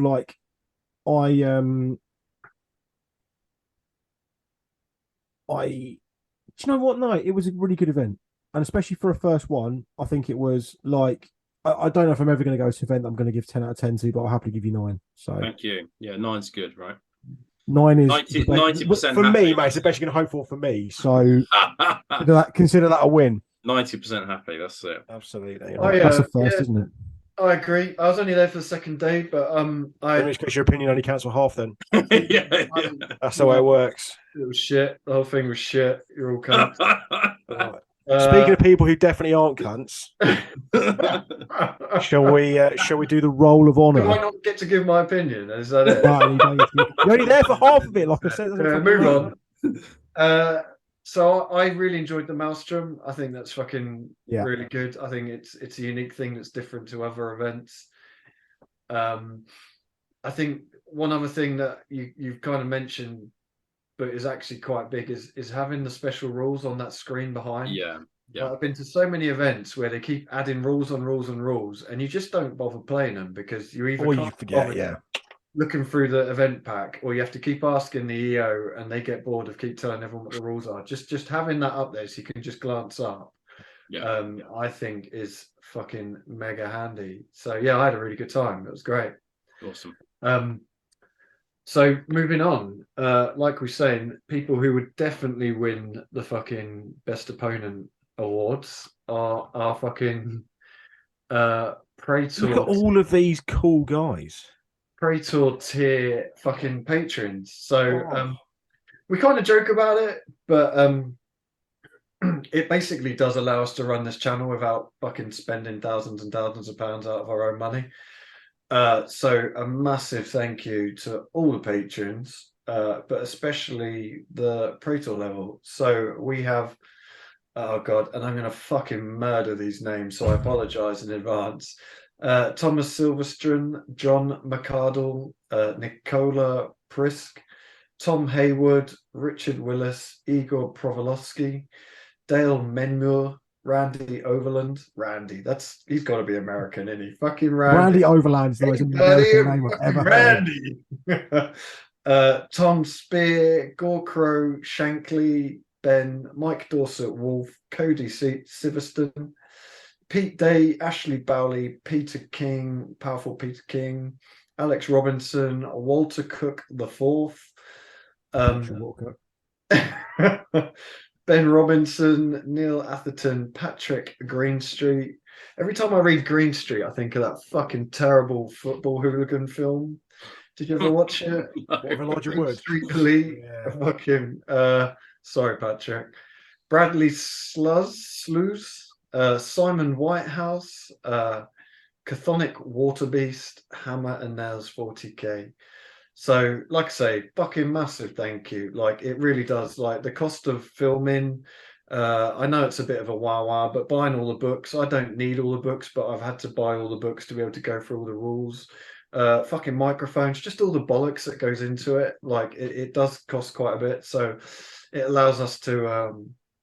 We're also excitedly starting chatting about what we're going to be including in the first, like, Praetor level goodie bag. Yeah. So the 6 months worth of constant love. We're going to send you some incredible free shit. We just haven't quite decided exactly all of what that's. It's not long now, though, is it? I mean, really, relatively. I know. Start thinking about it. Actually, better get asking you, haven't I? And then next month, I think we're doing our. It's the first draw. It's the first draw. Yeah. So if you've been part of the chat, if you've been part of the Patreon for 4 months, you get in on the Centurion draw or the HQ draw, console draw. Yeah. Yeah. Oh, fucking hell. Yeah. Interesting times. So yeah, if you want to check out the our Patreon, we also put up, if you're not aware, we put up our Tactica videos on the Patreon, so you get 2 videos a month. So a link will be in the video. It does help us, and we're blown away with the kind of support we've had from it. We weren't expecting anywhere near. In fact, we kind of been taken by surprise. It's like, fuck, we got to do how many goodie bags? Not even just that. Like, how much is that postage going to cost? Yeah. Holy fuck! Actually, this might be a bad idea. In a roundabout way, this is actually quite financially damaging to us. But also as well, yeah, like I think, yeah, Rob and I specifically, we were just like, when we first started talking about this, we were just kind of like, yeah, the fact that people give enough of a shit to actually pay money to want more of what we do is pretty incredible. Yeah, it's fucking awesome. I can understand that of Rob and Lee, but of me, no. That's no madness. Anyways, it's late and I'm hungry. Oh, mate, I'm so hungry. Keep doing your hashtag Heresy Hammers. We'll be back to normal on the next one, so we'll be showing all the fucking awesome painting that's going on hashtag Heresy Hammer. And if we don't show your stuff, like, keep doing it, because it's fucking awesome. It's just good to I hashtag Heresy Hammer and it just comes up. There's people that I would never have followed because I'd have never seen their stuff. That it just appears, especially because reels are so difficult to cut through. So like just having that hashtag makes it so much easier. Awesome. Yeah. So keep hashtag Heresy Hammer going. It's fucking awesome. Like and subscribe, comment and share. The more likes we get, the fucking bigger our egos get. Yeah, but it's not only that. It's Christmas is coming up, and we're going to get some content out to you over Christmas. There's going to be lots of downtime, so make sure you tell your nan and that kind of weird uncle that only you ever see at Christmas and kind of buys you tits. So make sure you tell him to give us a like as well. Maybe, I tell you what, why don't you ask him to subscribe you to the Patreon for Christmas? Yeah, great shout. Yeah. There you go. If you have got any questions or if you've got any lists you'd like us to fucking tear to pieces, heresyhammer30k@gmail.com. It's something we'd really be interested in seeing. Just you tend to get different groups playing, even, you know, like the UK is a small country, but you get different groups that never really, even at events, you get your southern events, your northern events. Yeah, we don't really mix, do we? Yeah, so it's really interesting to see Water and oil. other meta, other people's lists. I'm really keen to know if people have seen pictures of the army lists from our event and thought, what the fuck kind of mare are they playing? I think we got 3 bombards. Because I think we play hard as fuck meta as well. Like I'm convinced we play hard as fuck. Yeah. And also our Patreon, Heresy Hammer. So check that out. Any help is much appreciated. Yes, but that is it. I think we've come to the end. Our next show will be going back to the Legion reviews. Will it? Are we? Yeah, I mean, I'm desperate to do some Custodes reviewing actually, but fuck off. We're gonna do something Horus. Okay. Okay, well. All right. I tell you what, why don't we have a little poll? Why don't you comment down below whether you want to see Sons of Horus or Custodes next? And I will. Well, Talons of the Emperor then, not Custodes. I've already created the PowerPoint for Sons of Horus, so if you vote Sons of Horus, that'd be much. I'll just be Custodes. I'll just be creating those different accounts. These burners, yeah. Lee Dragon 1. Lee Dragon Sons of Horus. Jags 2. Jags 3. Right. That's it from me. Thank you very much, guys. Thank you. Okay. Cool.